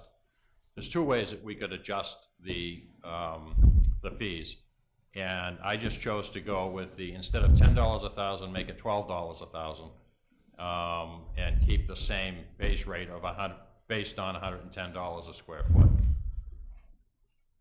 But they also have to. They're required under their licenses to give a true and accurate cost. I mean, they honestly, nobody's building much of anything for $110 a square foot. It doesn't work. The numbers don't work. All the materials and everything now are going down south still to repair for make repairs for the hurricanes that came through last year and stuff. So what is generally the range of neighboring towns? Would this put us like in the middle? Well, that's what I noticed. But it's hard, but he's saying it's the factor of the square footage cost makes it hard to compare apples and oranges. Really. It does. Yeah. It does. And what I did was I just I came in earlier and just figured out for a new house with a value of $300,000, or a cost of construction of $300,000. In West Newbury, that would make our fees, including certificate of occupancy, because that's another way that they do it. They may keep the prices down, but then they add all these other little things onto it. We include the certificate of occupancy. There's one town that if you have a walk-up attic and they charge you so much per square foot for the attic. If you have a dormer on it, they charge you for each dormer, that type of thing. So it's really difficult to figure it out. But based on what I'm asking for, cost of construction based on $300,000. Under the new proposed fee would be $3,600 in West Newbury. Merrimack would be. How much would it be? I'm sorry. $3,600. Merrimack would be 2,710, as far as I can figure from looking at their fee schedule. Groveland would be 3,060. Newbury would be 4,127, and Haverhill would be 4,608. So we're in the middle. Okay. Yeah, we're in the middle. There's so many different ways to figure the cost of them. Okay, so, I mean, that makes sense. What about electrical and plumbing? Those fees will stay the same. So we're average on those, or keep looking? Yeah, we're pretty much where we should be on those, I think, you know, so. I'm looking at it department-wide, to make the entire department self-funding. So And this would do that. So that's my question, that I have, more as, and when you say you fell short, how much did we fell short? What's the projection, and all that? So based on the, we were just shy of $12,000 shy of taking in enough to pay for the department. With this proposal, running the numbers, and I didn't go back through all 247 building permits we issued. How many? 247, and run the numbers on each individual one.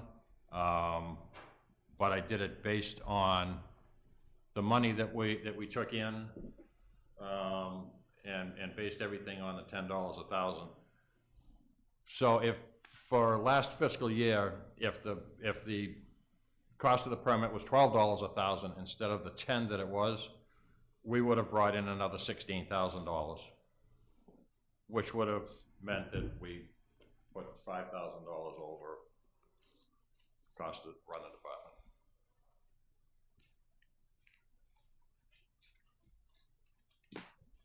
And you don't need our approval on this, you can do this yourself. You're just asking for our endorsement.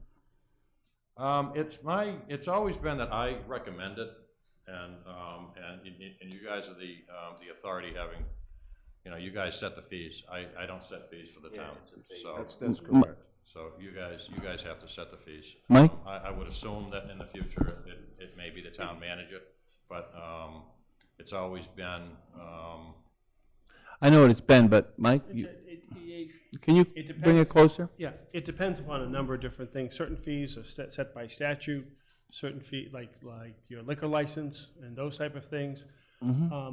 But it's always been that a government can charge fees to estimate the cost of providing the service, which is exactly what he's doing here. So,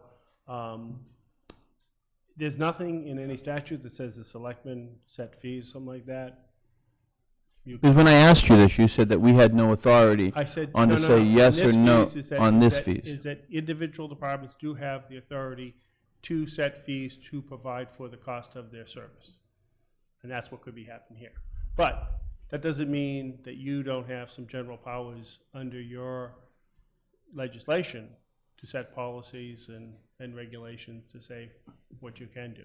Fees are all over the point. Some are statutory, some are governed by, you know, tradition, something like that. Like some are put in our bylaws. So I think we have. Say it again? I said to Glenn, I think what you have makes sense. I would just note for your interest, in my prior job, I had no authority to set fees. That was always a council function, and I do think it's important that these decisions be made in a public forum, because if there's, you know, hue and cry, I think it's important that staff have the backing of the elected officials. And I agree with that, and that's one of the reasons that I do it. Even there was a time when the building code, it's probably a long time ago, because I went back and I couldn't find it, but specifically said that the fees, you know, building permit fees would be set by the building official. But there's nothing in the building code now that states that. It's all about the governing authority. When would you propose these be effective? August 1st. It says the town of West Newbury building fee permit schedule as of November 1st, 2015. So does that mean that we increase these in No. November 1st, What we did was 2015? the end of 2015, we got the new permit tracking software, Permit Link. And the only change that was on there is, there's a $10, what do we call it on there? Processing fee? $10 processing fee, which we pay directly to Permit Link for every permit that we issue. So that was the only change. I remember that now. We haven't, and the fees haven't changed, that $10 a thousand, that fee structure has not changed Since 2009. Yes, there's been 3 finance directors ago. At least. No, I remember. That's the day I got screamed at the food mart when I came in. Yeah. I remember Probably exactly. get screamed at tomorrow, too. Probably. Send them up to my office. Not tomorrow, the day after tomorrow. No, I'll get my 2 coffee. Are you okay with this? I'll get my 2. No, I'm not okay with it because I hate. I mean, this is just another tax that we're taxing our people at. But I understand the principle of it, and I mean, I always hate that we have to increase things. Well, the fee is supposed to cover the cost. I understand. That's why I don't like it. Nobody likes charging taxpayers more money. I don't like it, but it seems like Glenn's done his due diligence. That was all I was asking for. That, you know, how this is. Well, here's a perspective. We are charging taxpayers more money because we're not recouping the building costs from the people that have requested the Yeah. permit. So that gap. So this on is the going tax. A user- on, this it's a is user a tax. user fee It's a- more yep. than a tax, Yeah, this is a user which fee. is So splitting it's a tax hairs. fund. I but- mean, you know, the people at the food mart, ask them if they want to just give their money to the 34 units. The gentleman is doing the 34 units that are going down the street.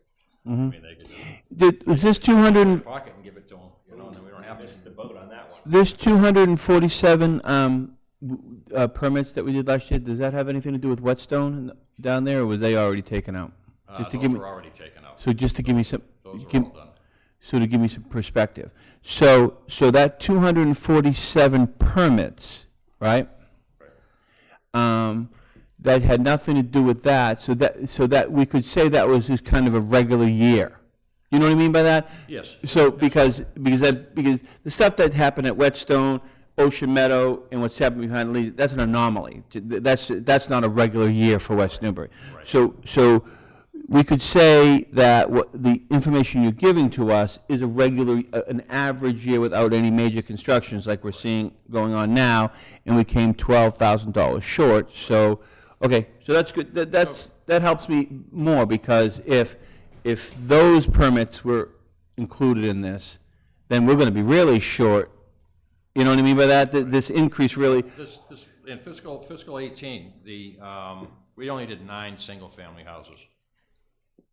You know, and this is, and we did, you know, so this is all small stuff. This is all, it requires as many inspections and as much time from the department personnel when somebody's doing an addition as it does. It's the same number of inspections, same, you know, basically. As a 7,000 square house or a new bathroom and a bedroom or something The like that. process is still the same. Right.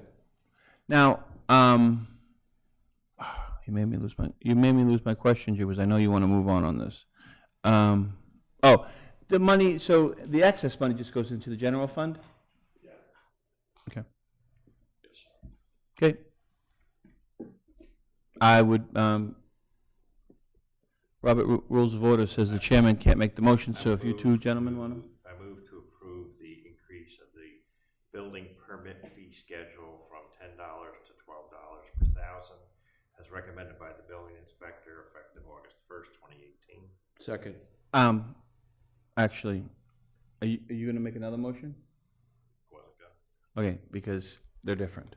Why don't we just go with his recommendations, because on the commercial ones go from 12 to 14 and go from 10 to 12, so, I missed that. yeah, so why don't we, yeah, There's one that goes, okay, I'll yeah, amend so the motion. why don't we just say with the building Fine, recommendation? with the, okay. Okay, you want to second that? Second. Okay, moved in second, any discussion? Okay, all in favor? Aye. Aye, Glenn, thank you for thank you. Thank you. coming in with the And if you ever come in again, we'll put you on the beginning of the agenda. Sorry. And about Glenn, thank you for, you're trying to balance your budget. That's good. Yeah, I Thank you. mean, Yeah. it's part of looking, looking at the fees and that type of thing is part of the job, is part of what we do, and it always has been, because I strongly feel that the department should pay for itself. Driving in today, I was thinking about, what are we calling the stuff behind the Legion? What's it called? Drake's Landing. It's called Drake's Landing. How's it going? It's really They're road. They're It's still putting the road in. Yeah. We're working on the infrastructure. Any complaints? One, but, on what, working time or what? Did they put it in writing to you as your No, it was a voicemail. It was somebody from Meeting House Hill Road, and they complained about the people working on a Saturday. She did? And I went out there. We don't know if It was a she. I went out there and talked to the site contractor, and he said, nobody was here on Saturday. I didn't work Saturday. I'm the only one here, and I had the road blocked off. And I know for a fact that it was blocked off because I came by to visit a friend of mine in West Newbury. So, I haven't seen them there on the weekends yet. pardon me? I haven't seen them on the weekends. I did one weekend, they were in the back doing site work. But it wasn't the particular Saturday that the complaint But- came in, so, Can they work Saturdays? yes. Yeah. Yeah, I wasn't saying, there's nothing wrong with it. Okay, I mean, I was thinking about, I have issued four foundation permits. So they're putting in a different type of foundation, but they have permits to put in 4. Oh, so this new schedule affects that? It will be affecting the structures. It will not, it's up until, my proposal is for this to go into effect August 1st. So any permit application I receive after, as of August 1st, we'll have the new fees on it. thank you. You're welcome. With respect to the chair, there's an item a few down relating to the intention to appoint the electrical inspector, and Thank you. since Glenn is here, if we could take that out of order. Mm-hmm. Mr. Chairman, is this something, again, this is Angus' appointment? It is, and typically in the normal course of things, I would simply make an appointment and announce it after the fact, but again, where it's transitional, I want to Transition. be very deferential to the board and the transition. What I didn't want to do is make the appointment, show up here tonight, and have some question as to whether that was within my authority, and all of a sudden we have an employee who's caught in the middle, so out of an abundance of caution. So why don't we do it, and then we can set out exactly what we want to do. So, Joe, what would you like to do? Do you want to make those appointments, or do you want to just say for Angus to make those? I would defer to Angus to make. Yeah, it's under the legislation, I believe it's clear that it is my authority. It is. I just want to, just asking. We wrote it, we're very familiar with it. Yep. Okay, so, Yes, yeah, we can, yes. say that again? Mike made a comment. Under the legislation, he appoints it, but you have 10 days in which you could say no. Is that a department head, or? Okay, I think it's a department head. I don't know if I used them both in there. It is what it is, but it is what it is, so Angus will make those appointments. All right, And we're fine. very good. Yeah, I actually asked that question back on, there was an appointment paper for, I believe the assessor that I was asked to sign on my first day because her appointment had technically expired at the end of June. And I was inclined to support it, but I asked, should I be putting this on the next agenda to validate? That language is appointments or removals made by the manager pursuant to the section shall be effective 15 days from the date of filing written notice of the appointment or removal with the selectmen, unless the board vote to reject such appointment or removal. So you have to The board of selectmen may waive the 15-day period and allow the action of the town manager to take immediate effect. So perhaps in the future, I would be asking for that vote along with an announcing an appointment. This is not a pure town manager form of government. But we can make, in the future, we can make policies and procedures to circumvent that, correct? No. Not that particular? By legislation, we might be able to work something that becomes more automatic with regard to waiving, but we have to follow the legislation. Mm-hmm. Your policies cannot supersede the legislation. Well, I understand that, but I'd hate to have somebody appointed, then us waive them. Can we do something like Angus could give us, a heads up and say, if there's any concern or anything, I'm going to make this appointment on the other end, you know what I mean? Then him appointing somebody and then us, I don't know. I don't understand your question, Glenn. Well, the legislation says that he could appoint somebody and then within 10 days, or I thought it said 15. 15 days, we could say, no, we don't approve of that appointment. Correct. And I'm saying it might be easier for everyone involved, including the person that he might appoint, for him saying, hey, do you have any opposition to this appointment? I'm going to be appointing this person, doing it on the But that front would end. be waiving the appointment period, which. That's Yeah. waive, that's what That would that's be- what it means. That would require action at a public meeting, though. You can't individually do that. I know. So, say, would you consider waiving your thing rather than doing it on the other end? And no action on either of them. So, I mean, no action. If you make an appointment and there's no action, do we have to take a formal vote to ratify your appointment? We No, just have to. it's Yeah, like, for 15 it's days. like when, Confirmed.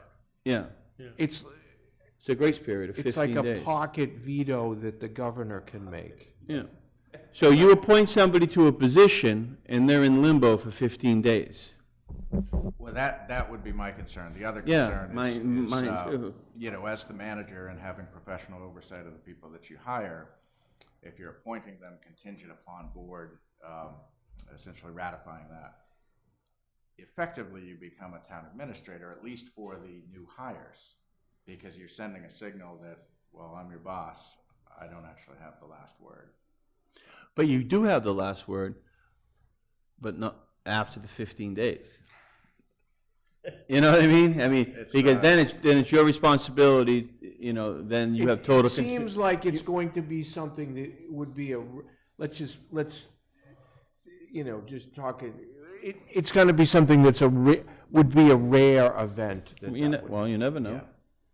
Could be 3 different people someday.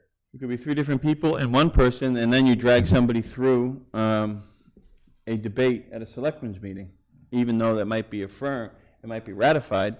And they may be jeopardizing their existing position because that decision is now made in a public meeting rather than. So there are factors to consider, but for tonight, my request is, it's essentially to announce my intent to appoint Mr. Tombarello, and I would respectfully request that the board waive the 15-day period to allow that. So moved. in effect. Second. All in favor? Aye. So let me get it straight, so I don't have to go home and read it. These are different things here. The waiving is for all employees, because somebody mentioned about department heads here. No, it is for all employees.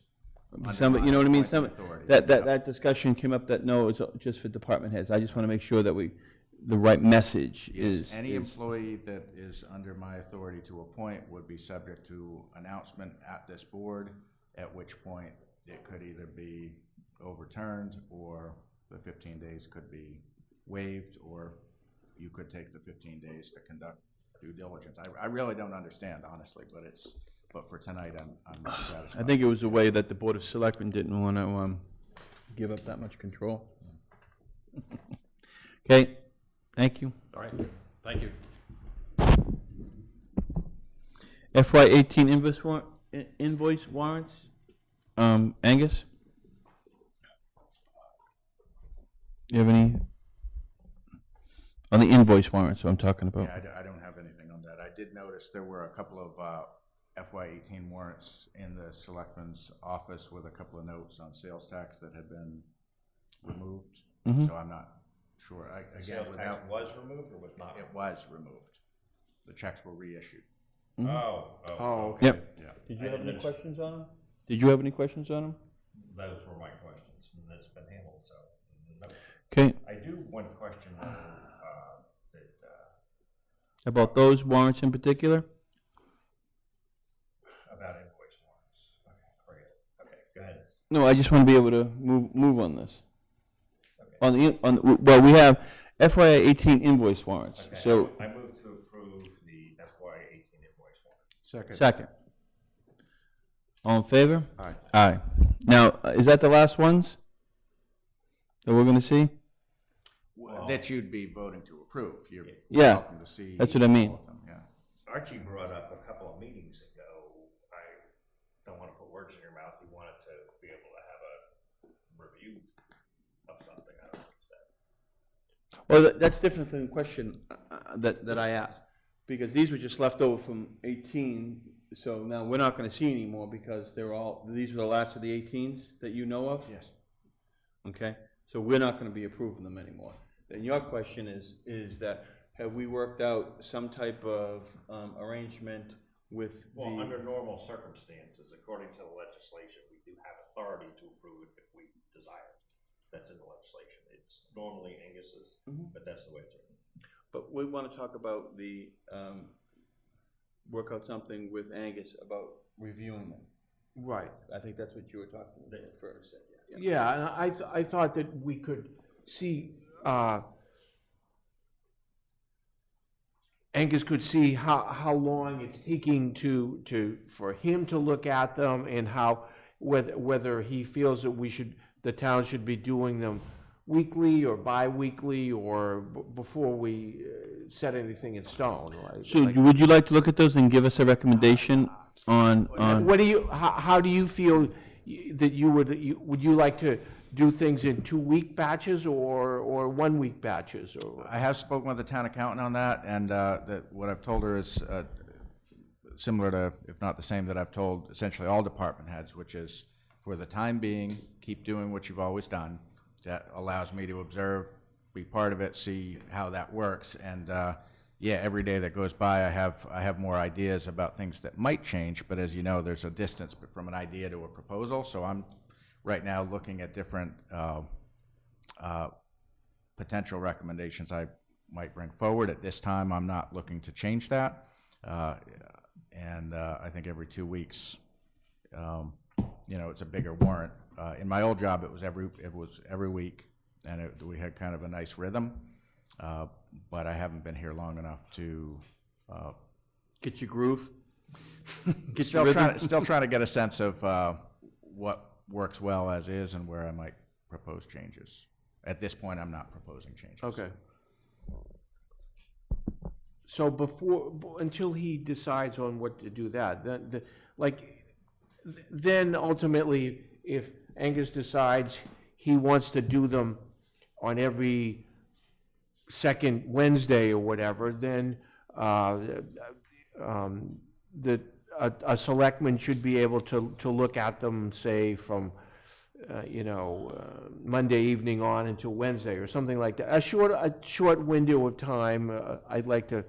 I'm not going to be able to always do it, but once in a while. You want to have at least you want to have the ability if you wanted to. Yeah. Okay. Now, Joe, did you have a question about the invoice? Nope. No, you had another question. I just wanted to get through the invoices, but you said you had a question on invoices.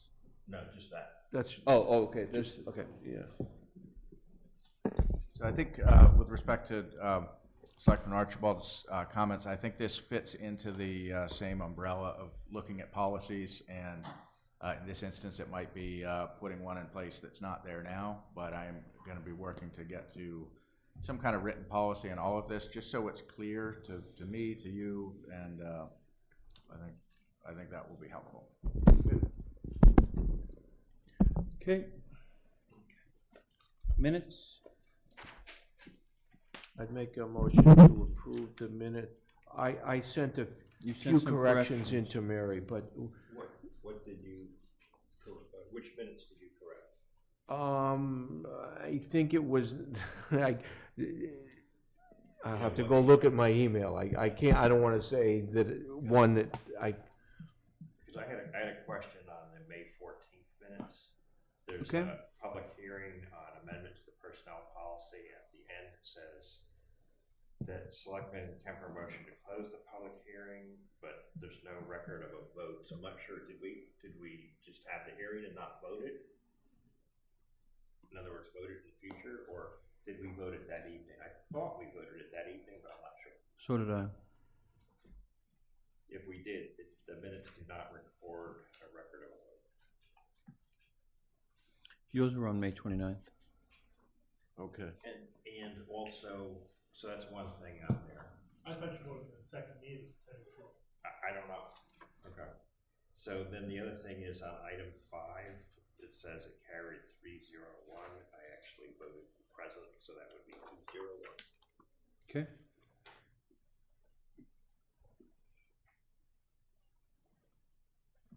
So you made a motion to approve those minutes as amended? Yeah. Yep. Any other discussion? All in favor? Aye. Aye.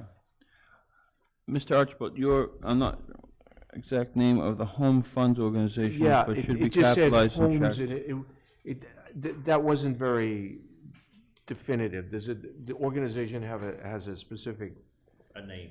Mm-hmm. yeah. Yeah, you're right. It comes up every year, so it won't be too hard to find. Okay. And you said unusual comment about broadcasted? Yeah, it's not good English. Okay. It's so funny,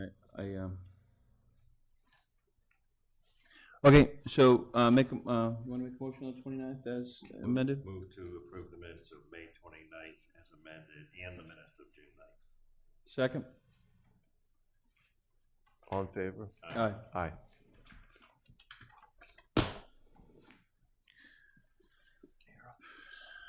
At this time, it's gonna be the town manager update. Angus?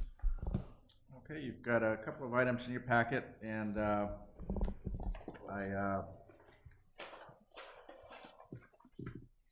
suppose I would, I did want to give you just a kind of brief overview of what I've been up to and some of the key kind of recent and upcoming meetings related to the priorities that the board had set out when we met back in June. I've got keeping track of all of those in terms of where I am, and I'm happy to answer questions on any of them, but just to hit the highlights. I know the bridge is a big priority. I do have a meeting with Gary tomorrow morning with the mayor in Newburyport, along with 4 of her key staff. So we're looking at the bridge and talking about the options there. I had a very good meeting last week with the Merrimack Valley Planning Commission. This was it was our monthly mayors and managers meeting. It was focused on the legislation signed into law earlier this year that will extend OSHA to certain town departments. That will take effect in February. So that's something that I'll be working with. I've already working with some department heads, and we'll be working town-wide to make sure that we are in a position to be in good standing when those new requirements take effect. As it turns out, OSHA did apply to municipal work in Maine, so it's not something new to me, but it is. There are some new standards that we'll need to apply. One of the items on your list is looking at a salary survey for other towns in the region. I've got a preliminary list of towns. Before I gather a lot of data on that, I want to make sure that I've got the right universe of towns to make sure that when we pull the data that we can, that's going to be responsive to your intent with that. So I'll bring that forward at a future meeting. What's the objective on that with salary survey? Yep. Salary matrix comparison to North Shore towns. Oh, we had that on. Okay. Right, yeah. One front burner issue for me is to look across the whole organization at standardizing payroll, timesheets, and tracking of sick, vacation, and personal days to make sure that information is maintained on a centralized basis, but also that there's consistent practices being applied across the organization. So I don't know if this is a premature question. Are you talking about having like a central place to track all that, or maintaining that with the departments, but just having a centralized, consistent method to do it? I think it ought to be tracked on a centralized basis so that when people put in their timesheets, that information is, reflects the accrued or used time, and that is then tracked on a current basis. And I'd like to work with the payroll vendor to make sure that the information appearing on pay stubs is accurate in terms of remaining vacation, sick, and so forth. That would be good. It would be good. Yes, it's important. I had referred earlier, I think it's going to be important to do kind of a top-to-bottom review of policies and bylaws and to bring forward recommendations to ensure consistency with a change in the form of government. So I will be working on that and bringing forward proposals as they're complete. I've been corresponding with the auditor. We've got... Can I back up on the policies? Yes. I've kind of brought this up from You time need to get close to your microphone. I've kind of brought this up from time to time in the past on policies. We've got them all over the place. It would be really nice if they were like in one central repository, i.e. website, in a very clearly cataloged fashion, which there's some sitting there and there's some not sitting there. They're not necessarily clearly cataloged. I mean, I'd put like every policy in, a click, and then you open it up and there's the, million policies. Mm-hmm. As opposed to, we got to be careful too that we don't have a web page that has like this many things on it. They need to be like little file management. Mm-hmm. Okay, that's I share your objective there, and I'll tell you, in the initial meetings I've had with at this point all but I believe 2 or 3 of the department heads, I've had the in-depth meetings and a number of other meetings, of course, but just a couple of those remaining. But the question about what policies apply is a very real question, and it's my job to help bring some clarity to that. And You confuse, what do you mean there? well, because there are policies on the books that are clearly dated, but they're still on the books. Oh, okay. So it's partly a housekeeping, it's partly That a are bringing- conflicting on how we're running and how people are acting in town and Okay. how they're conducting themselves. We have policies that, and also that just simply haven't been revisited since the form of government was changed. that might not even apply any longer. Okay. Which is, exactly. So, partly gonna clean housekeeping, those but up. as we get into it, there will be substantive issues, and we'll get into those. But this as is they something come up. that you're telling us too, that you're working on. Yes. That we shouldn't be asking you next week, hey. Right. You talked This about isn't gonna having. happen in an hour. No. No, I just no, want to and- make sure the expectations that when we say, okay, you talked about that, I haven't seen them on the website yet. Right. Okay, this is something you just kind of give us an update that you're working on. Right, and part of it is because it does take time, and so I don't want to, not disclose this is something that I now see as part of my work plan, just having been here a few weeks and seeing things left, right, and center that are internally inconsistent. So I add them to my punch list, and if I come back to you in 6 or 8 weeks with all this work and you say, geez, we didn't even want you working on that's what I'm trying to avoid. So I'm saying this is something I will be chipping away at. Mm-hmm. a good way to phrase it, chipping away. Yeah. I am corresponding with the auditor. We've had some phone calls. I've got an initial meeting with finance staff tomorrow to kind of sketch out the timeline for the audit. We have scheduled the initial visit with the auditor will be the second week of August, which I understand is earlier in the cycle than has been in the past, so I think that's... You did get his feedback from last year's audit. Yes. That he came and no one was ready. Yes. Hardly. Right. Not no one, but a lot of people. Yeah, a lot of progress has been made, but the meeting tomorrow is to go through in detail. Okay, good. Make sure we've got a good game plan and who's doing what, and that we will be ready. Okay. Also, of course, with finance is looking at the community compact proposed policies, which is a bit challenging because I'm both digesting what the current policy or practice is and looking at proposed policies, but that's very much on my front burner.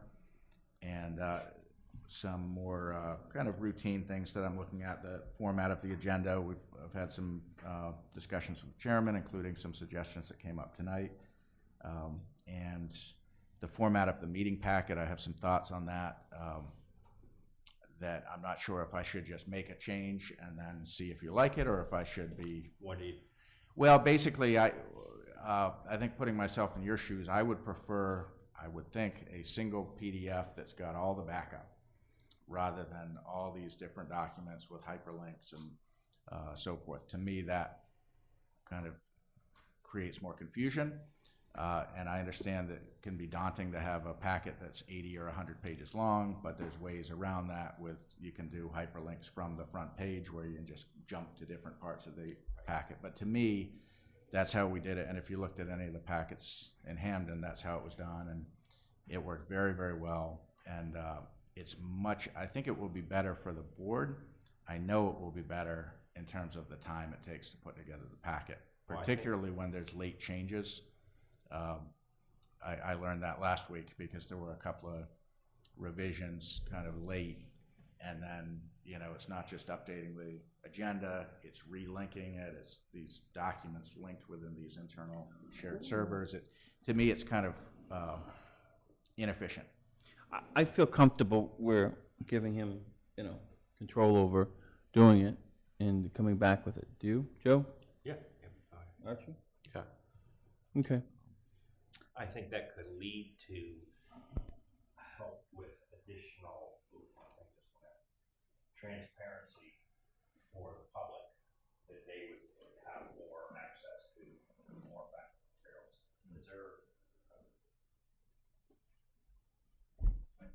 So the agenda item would have the link right on there, so that the agenda that would be on the website would also have the link on it?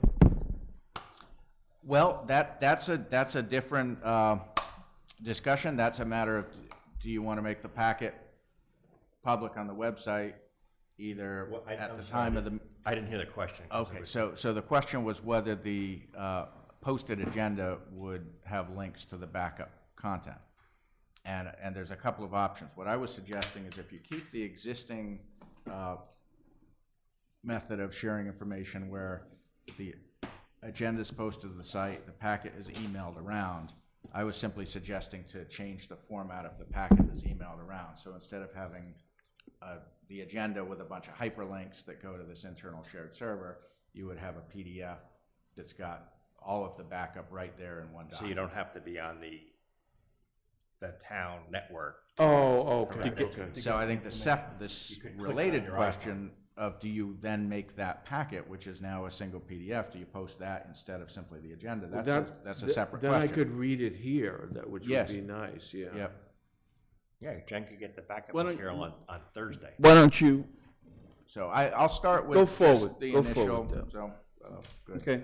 And My data usage Yeah. will go up even, If my you- overages will go up. even You need more. to get unlimited. What else?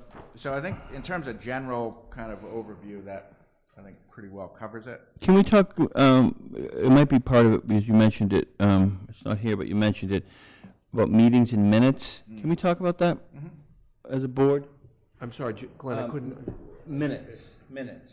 what about it? Minutes, it seems like we have minutes, and then we pay somebody to do minutes, and then we have somebody to do the minutes over from paying somebody to do okay. the minutes and having them done again, and we have to watch a video, and then we have to turn 3 times, and whatever. So, Minutes turn into hours. yeah.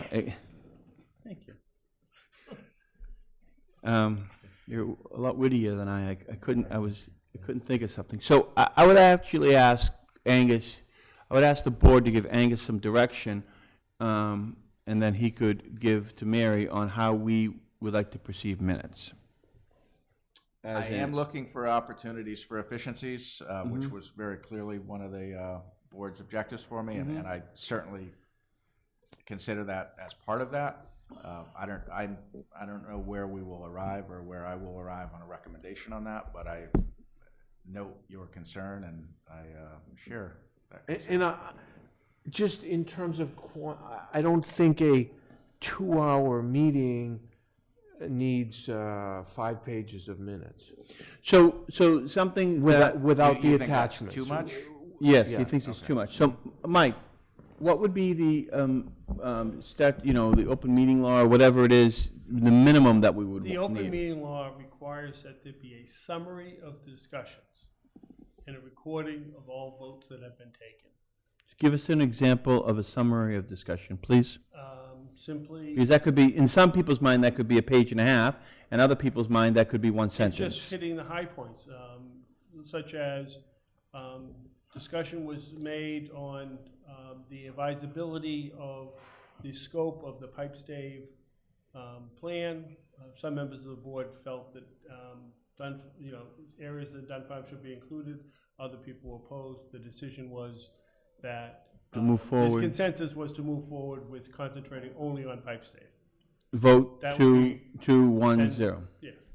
Well, then there would be the motion. You'd put out the motion, whatever the Whatever the exact motion was. and then the vote. But that would be That good for that you? would be a summary of the discussion of the pipe stave. That's more than enough, yeah. Is that good Yeah. for you? Yep. So Angus, you hear us? I do. Okay. So if you could move forward in that, and hopefully we can do that. You know, it'll take And it's- time, but you know what I mean? And the statutory, or at least the open meeting guide language is that contain a summary of the discussion. Right. Okay. I know the minutes taker also does, Lori, does the planning board too, so does the planning board, I wonder if they kind of review the minutes to the extent we do. I don't mean the board, I mean, like in their case, Leah, or if she just takes what Lori gives them. I have not asked her that question. But I'm trying to get away from the minutes taker. Okay, I was trying to not form Angus' opinion for Oh, okay. Okay. Got it. Okay, so that's the only thing else. You had mentioned that earlier, and that kind of popped up. And it was on my future agenda stuff. Okay, is it, you want to move forward, or? Yeah, we've got a couple of named items that I've got a little more backup in the packet on. So the first of those is the committee handbook and discussion of potential updates. And, I could spend months just updating documents. That's not my intent. So my intent to bring this forward tonight, I thought it was timely because of the pipe stave discussion, with just the basic idea that, I think when a committee is created, there ought to be a fairly uniform set of steps that the board takes that would include creation of a charge and so forth. So when I was asking around because it was notable to me that I wasn't seeing this, and when I started asking around, and then I just stumbled upon this 2001 document, and I think it's a good example of something that was duly adopted by the board 17 years ago. It seemed to have kind of fallen into memory. I've never seen it until you brought it up. Nobody I spoke with on staff or on the board had ever seen it, so Yeah, it's a me good either. example of kind of I said that too. dust this off. If it makes sense, let's tweak it, and in some cases, I think sections would be struck entirely. But the basic idea being to formalize the process. Look good. Yeah, I thought it was a good start. So- And I do have it in Word version, so could So revise what do it. you think about asking Angus to tweak it and come back to us with some recommendations in the future? Yeah, but like you said, it's not his first or second. Yeah, priority. no, at a future meeting. No, I it's- just, yeah, you know- right, I understand. Yep. When I drive by and I see the light on at 10 o'clock at night again, and I call you and say, what are you doing there? You could be doing you could be doing this. Could be. Okay? So it sounds like there's agreement that that's. Yep. Yes. Okay, Yep. good. The next item on the agenda is the department head goals. And so I wanted to make sure I'm clear on this and proceeding the way that you'd like me to proceed. So I know we're in a transition, so the idea is that myself and a member of the board will jointly conduct evals for the FY18, was my understanding. Correct. As a transition. Can I ask you a few questions? Mm-hmm. The first sentence says department heads have provided their goals for FY19. Is that supposed to be 18 or is that 19? 19. So this year, they've Yes. already done their goals for this year? Oh, Yeah, they've been putting them in. We've been getting emails. their results, we got their results from last year. That's what they gave us. Both, I thought. Oh, I wasn't. Okay, well, we can check on that. Right? Okay, well, it kind of makes it, at least in my mind, it kind of makes a difference, because like the process to me is like you get the results from your last year objectives, you have a review, and based on the discussion, then you formulate your next year goals. So until you have that. So you're saying it's a discussion- little bit premature? Yeah. Yeah. No, but so we want Angus to be part of this process, right? Needs to be part of the process. Oh, absolutely. Well, it's So- gonna be, we're gonna step away from it. Yep, so, but I mean, do we think, okay, so we have them in, and so their goals were just finished as of June 30th, so 3 weeks ago, right? They're 18 goals, the Yeah. results to 18. Yeah, but Yeah, if but he said they have 19 also. I know, but I'm just talking about 18 right now. Okay. Okay, forget about 19. Yeah. So I'm just talking about the process, what we anticipate, when should we do them, that's what I'm trying to say. Well, you made, So- go ahead. He made a comment in here about like timing, so why don't we let him? Okay. There's nothing that I'm working on or have been asked to work on that is unimportant. It's all about relative importance and relative urgency. So I just would be concerned about putting, a bunch of hours of meetings on my calendar, because I know these first few weeks I've been spending a lot of time in meetings, which makes me less available to deal with the day-to-day, as well as to work with staff and department heads on key issues. So I would just respectfully suggest if we could push this out a little bit to give me time to continue to do what I'm doing. Like, so what do you mean by that? Labor Day? Labor Day, yeah, After Labor Day. after Labor Day. In And September. of course, by that point, we'll be in the fall town meeting. I don't want to push it off indefinitely. To do But I them or don't- complete them? Like, what are you talking about exactly? To complete the evals and to meet with staff. Yeah.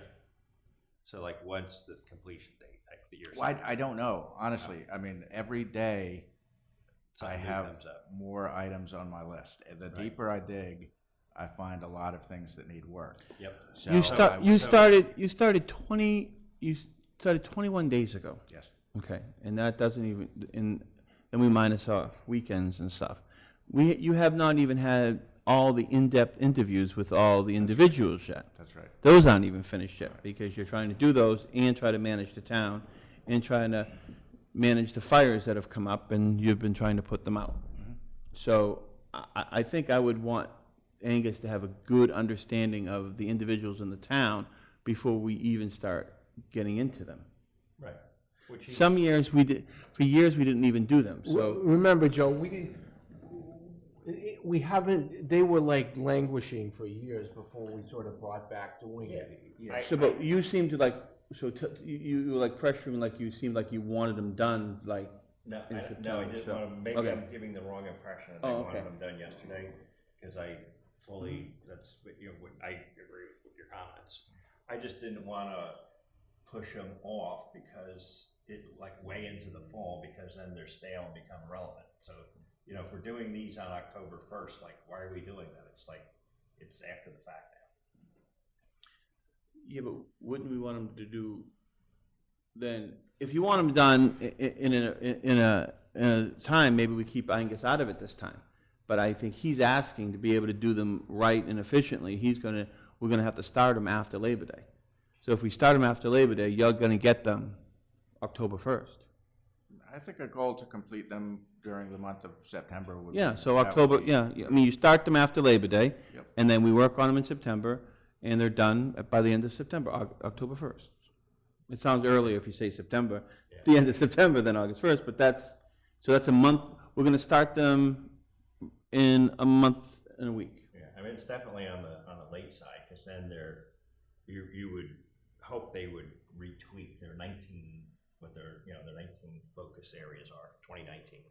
And, we're already a quarter into 2019, but that's okay. I think people are gonna be tweaking their 19 goals monthly, since we have a town manager on a day-to-day basis, managing on a day-to-day basis, that You know, they just didn't write down goals, you know, in the beginning of July, you know what I mean? I think things are gonna be tweaked all year. And this is, again, Or in a good way. and some of In a the, good way. and some of the goals were, same thing as last year, yeah. So, I would go with Angus' recommendation that we start them after Labor Day and, Complete them by October. yeah, start working on them and do the best we possibly can. I mean, maybe we can get them done earlier, but start and see how it goes. Is that all right? Yep. All right? Yeah. Is that all right with you, Angus? Yes. So, so with these, we have last year's reviews. I think that would be, and Mary has copies of all of them. I mean, when I did them, I gave her the actual signed copy from the people. That would probably be helpful for whoever's doing them and yourself to have that. Right, sense. and that prep time is exactly part of what I'm factoring into the kind of the impact on my own time, because that's exactly, there's a right way to do it. Well, that's It takes her. time. Yeah, that's delegating to her to get them. She has them. Right. Yeah, I but still just have- getting them and having him I still like have- formulate how we're gonna do it takes time. That's what I think. I mean, it's just him getting to know everybody and then him coming up with a proper procedure that he wants to go forward with and recommending it to us as part of what's gonna take a little bit of time if that's. Right, yeah, I mean, it's not, it doesn't take time to ask Mary to give me all this paper, but then I have a stack of paper You have to that's read it. competing against everything else that, you know, and I have some front burner issues right now, that's Right. all, so. Yeah, no, it's fine. I mean, I would see in this circumstance, since this is 2018, you know, we're doing this together, but, you know, we're doing more of the formulating and the talking because you weren't here last year. Right. So, I mean, that's more. Well, but this also, I think I had brought this up, and this might be something for next year when I'm doing the evals myself, but framing the eval around goals, to me, is too narrow, because part of what I'm looking to find out with employees is to review their job descriptions and say, you know, because in my view, if the baseline work is not, you know, if there's issues there, I'm gonna be focused on shoring up the baseline. Before we start doing And goals. it's not mutually exclusive, but in terms of priority, that to me, I wanna make sure that the baseline is running like a well-oiled machine. So you wanna wrap you wanna wrap your head around even the job descriptions before we start off this year too? Yeah, I mean, I don't think I will get all that done, but that, I at least wanna have more of a Understanding? mastery of it than I have today. That's been a focus with some of my meetings, not all, because depending on the dynamic, that's not necessarily, I mean, some of the positions are so much in flux because of fairly recent changes. I'm still working with staff to make sure we understand kind of who's doing what. And I'm seeing opportunities for efficiencies, where we could do things. Okay. One last comment. So I noticed you have, for the fire chief, you have Glenn for the fire chief. I don't know if you do this, but his son works at the fire department, and his son also works for the ambulance company that the fire department manages. I was aware of the latter, Go ahead. but I was going from the handwritten notes Yeah. on that email, but it was truncated because of how it, so there were one or two where we had to decipher what the initials were, so that may have been one of them. That was you. So I can, but yeah, if there's changes That was to you who that. gave it to him. Yeah, well, we did it together. Yeah, I know, but It was just how it was scanned, it was So I don't, cut just off. trade me off the fire chief for somebody else. You want to take the assessment? Yeah. Okay. Great. Yeah, I mean, But my if I- house if- is, if I my was house you- is assessed. My house is assessed. Is yours? I'll pay whatever it is. So that's it. Okay, you feel okay with that? Okay? Do you work at like the personnel department of your, human resources in your company? You're really on this. Well, he was here till 10 o'clock on, what day was it? Couple of days. Yeah. Well, he's not here on the weekends, so. I've been up at. Hey, you need to get a next hobby. weekend will be That's my- what you need to do. Next weekend will Take be my him third sailing, weekend will in a ya? row in Maine. I'm still Oh. tying up loose Take them, ends in the house, you didn't so. sail on Sunday, right? No, we didn't sail on Sunday. Okay, anything else, Angus? Page School Generator. there's been a request for an update. I put together I think a pretty detailed memo for what we know, and Do you have any know, questions I on know this? that I do, I think I share, I'm not happy to sit here and say that the board's objective, I don't think is gonna be met in terms of getting it in by the start of school. It's not impossible, but what I've set out is kind of my assessment of the situation as it stands. So, Angus, saying that we need a temporary generator, can't we, until the new one is delivered, can't we keep the old guy going? Yes, but there's a period of about a week that it's gonna take the contractor, once it's delivered, and once all the electrical, and once, all of that's in place, to change it over. So that was not, that was forgot on the original RFP, so there is no money. Well, no, the amount of money available is well above the bid. What Yep. remains to be seen is whether these additional items, how much they'll affect that price. It'll bring it up, but whether it brings it up to anywhere near the two prices that were above the budget, well, it's too soon to say. I don't think it will. So we would rent a generator for Yeah, a week. Right, and the goal Okay, would so be that a that would week become. doesn't sound No, that like can't be overly like $10,000. It can't be any more than that. onerous or something. no. Because that bid was like tens of thousands of dollars under, wasn't it? It was Yes. 150,000. Yeah, A yeah. week, I know. me, Less than the other one, and so enough that we made sure we called the bidder and said, "Do you realize what you're bidding on?" Because Well, we didn't want a bunch of change orders, and all that kind of stuff, and then it ended up being even more than, you know what I mean by that? Yes, And we did. I sure do. There's a proper process for that, and not calling you. And when you take the phone call, it end up doing it the wrong way. Okay. Anything else? You had some specific questions you said about it? Or was that it? no, I was, That was it, the generator one? temporary. You got Anything it, else yeah. on that? Thank you. It is what it is, but I would just actually make sure, I think, and it's happening, that we keep the district aware of it, and we're working on it, and make sure that they understand, and the contractor understands, traffic flow and where generators, temporary generators, they work with the, and I would hope to think that it doesn't have to be said, but I mean, where is the temporary would not be inside, so No. where's that gonna go? it'll all work out. Do we have faith that there will be work, that Gary and Angus and the school district and the Yeah, contractor okay, can it's- work it It's out? just, you know where that is, and the I traffic understand. goes around there to get to the back. But this is why Angus gets the big money, and we don't have to think of those things anymore. But I'm glad you brought up the point. We did have a site visit on Thursday, and I thought we covered a lot of ground, but I don't believe we asked that specific question. But there's that area, what was it, there's a covered area where the oil tank is. on the Yep, outside. that's adjacent to the Right building. next to it, that's adjacent to the building, there's an open area, so you'd put it right there. Yeah, and remember that the generator would just sit there. It might not even be used. It's just in the case of an emergency. No, but you have to have the big wire to connect it to the I building, and understand. you don't wanna drive over that baby. And my understanding is it actually does power some essential functions like elevators and freezers. In the case of, Oh, only. An emergency. Okay. which is why it has to have some type of power when kids. This is only for my own curiosity, but how do you get it inside?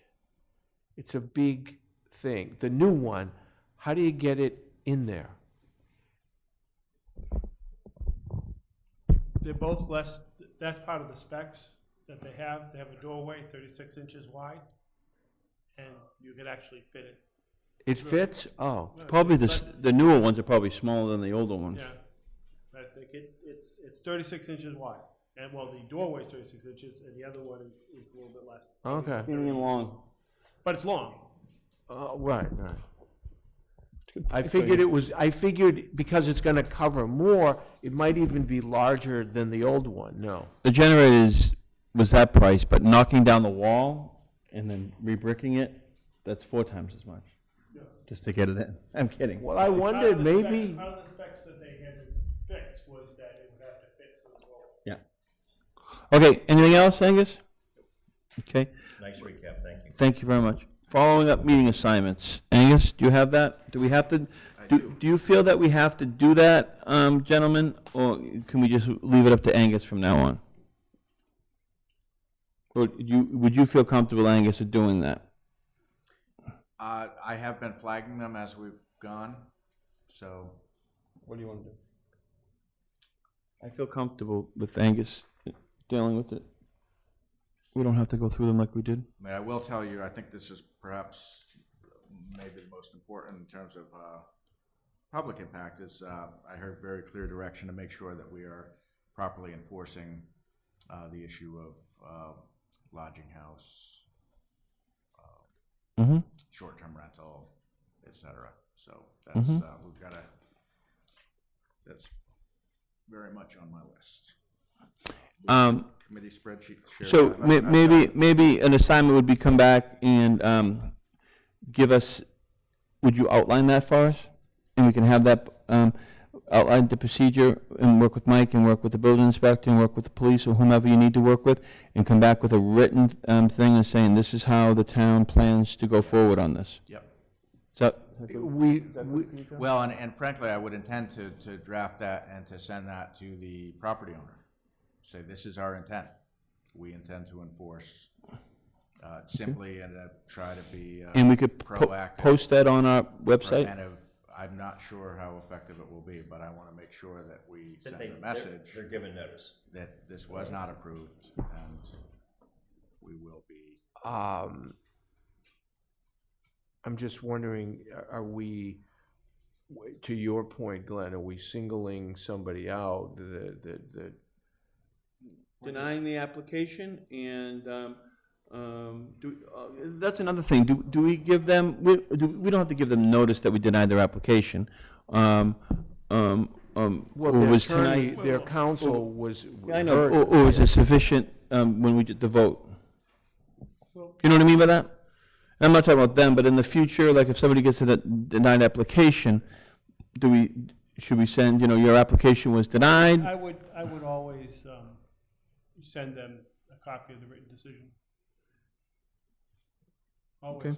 Yeah, that's fine. And so when we do that, we could send in the enforcement thing. So we're not. No, so we're not the other thing singling them is that I don't think it's limited. I think that we should maybe do a little bit of investigation and send to other parties that we become aware of that may be doing short-term rentals. That's what I was aiming or at. not, and say, and a nice letter, not like, we're going to come down with a hammer on you, but here's a copy of the bylaw. We notice that you might be this, you are required to file. Are you aware of any complaints other than? No complaints, but I think that if we are aware. we should send them out. We should send them a letter saying, Being a little proactive. yeah. Is that all right with you? Yes. Okay. Anything else, Angus, on the follow-up meeting assignments? Okay, placing things on future agendas. Archie? I had nothing this time, no. Joe, do you have anything? Oh, I got a bit of this. Well, you've crossed out a bunch, so you only have 2 left. 3. 5, 6. So, Selectmen's FY19 objectives, 1. Yep. 2, we had said last time to ask the Bicentennial Committee to come in before Labor Day, so we have 2 meetings, and I know they're meeting, I think it's next week, and I had talked to her like a month ago, so they should be ready. I did meet with the chair at length, and we did talk. Yep. I want you to use your microphone, though. Yep. And what I told her was what I heard at the last meeting, which was before Labor Day, but not before you're ready. Right. So that's. So we would ask Angus. Try to be ready. Well, could we ask Angus to follow up on that and say the selectmen were asking, and we have 2 meetings left, and which one would they like to be on the agenda for? Yeah, that's a good way of phrasing it. Is that yeah. good? Yeah. Okay, so I can cross that off my list too. Joe? I thought we already scheduled them. Yeah. Yep. Okay. The ambulance contract signed, do we have that to sign it? I sent a revised one, which them. included the certificates of, what I did is I took out the numbers and put the certificates of insurance that they had submitted us, which you guys were satisfied with, as Exhibits A, and said they have to provide this insurance. So you're waiting for them to sign it and send it back? And, yeah, and I spoke with them last week, and he said he's gonna initial that page and then send that back to us, and you initial the page. So we still have we still have a signed contract from them. Okay, good. Okay. Yep, good. The next thing was Fall Town, for future agenda, next time, we should talk about Fall Town Meeting Schedule? calendar, because that's gonna be like quicker than, I was actually looking at dates, I'm like, ooh, this is gonna be on top of us. Okay, if you could put that down, Angus, is it definite? And then I had an inquiry from one of the members of the FinCom on the DLS meeting. I have that down too. So I guess they had some like questions and comments, and were wanting to like talk to her before the meeting. So They do? yeah, I'm like, What- well, what does isn't- that mean? That's the purpose. Wait a minute. That's the purpose of the August 13th meeting, is to have that discussion. So not to have a pre-meeting. I was a little confused. So I don't know how we want to handle that. If we want to have them come in, or just say wait till August 13th or whatever. So But when you hold say on. talk to I know. her, what do they mean? Well, they had a meeting last week, and they had they reviewed it, as we all do. They had some questions they wanted to talk about. But that's the purpose of the August 13th Yeah, meeting. but, why are they coming to We you? don't need a meeting before the meeting, no. Why are they coming to you to ask about a meeting? Why they sent me an email, I didn't solicit it. Okay, well, tell them that's, That's the purpose of the August meeting. you want to have Angus get back to him, or you want me to get back to him? I can answer the question. I know, but then that means like a conduit to you on that particular thing, so I would rather not. I think that's already the case. I know, but, so let's end it. Angus, did you have something to say? You Well, grabbed the microphone. just to note that I had a couple of contacts with the Finance Committee Chair, and I did read their minutes from the last meeting, and I was aware of the discussion. They had not, it hadn't come up that they were looking to meet prior to the 13th. I'm looking to meet prior to the 13th with Marcia, because I think I need to know, I think that will be very good. So this is the first I'm hearing about a potential extra meeting, but it could very easily become cross signals and. Well, that's what and I'm not- saying. Like, why so- why have pre-meetings? Well, because I'm. No, but because I I'm think not we're the having too much financial discussion. officer. I think we're having too much. Let her to tell us what she thinks it's really, Okay. there's a lot of material there, but what The first really thing- important. I think we're having too much discussion on an email that was just sent to Joe. So any other time one of us gets an email, have them formally send it to Angus to get on the agenda if that's what they want to do. And second of all, the reason why you want to have the meeting is because you weren't here, didn't understand anything about it, and would like to be just more up to speed on it before the meeting. So you can Exactly, kinda, I don't want to come in cold and not having. that is a perfectly great reason to have a meeting. So we're not having any other subsequent meetings other than that. If the FinCom, if you could get back to the FinCom and tell them that, if they have any questions or any of that, come to the August 13th meeting. And I can certainly Yeah. represent, especially after I've spoken with Marcia, but I would think she would concur that this is not the last bite at the apple, the August 13th First, meeting. not the last. No, Exactly. this is the So- first. Exactly, so that's,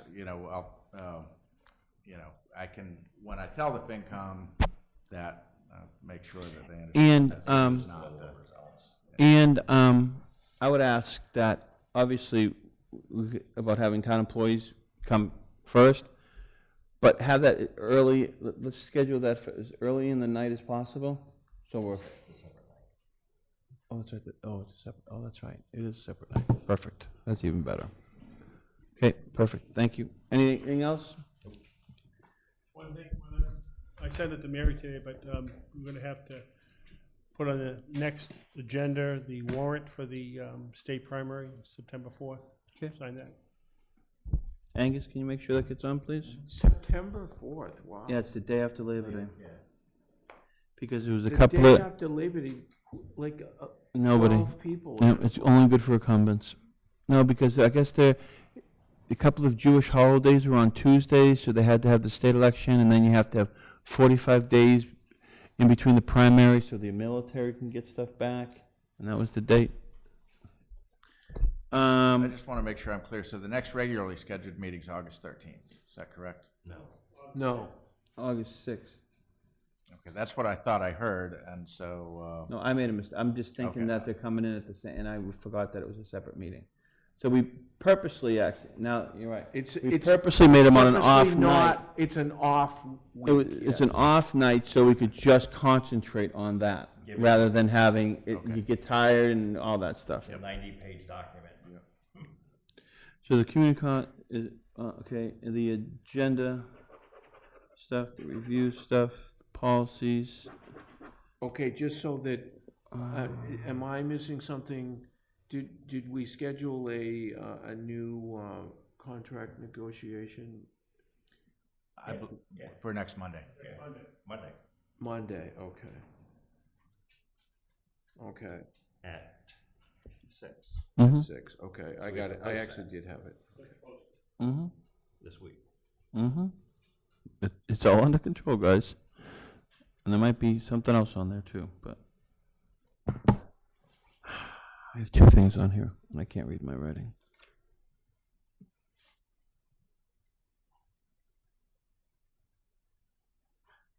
Now, did the last union meeting start at 6?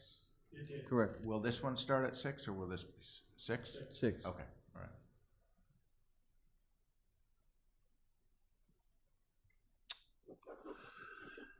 Okay, hopefully it'll come to me. I had two other things that I wanted for future agendas, and I don't have it. Okay, anything else? Nope.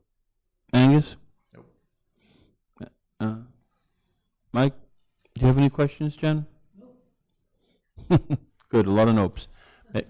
Can somebody make a motion to adjourn, please? To adjourn. Second. It's been moved and seconded. Any discussion? All in favor? All right. Aye. Thank you and good night.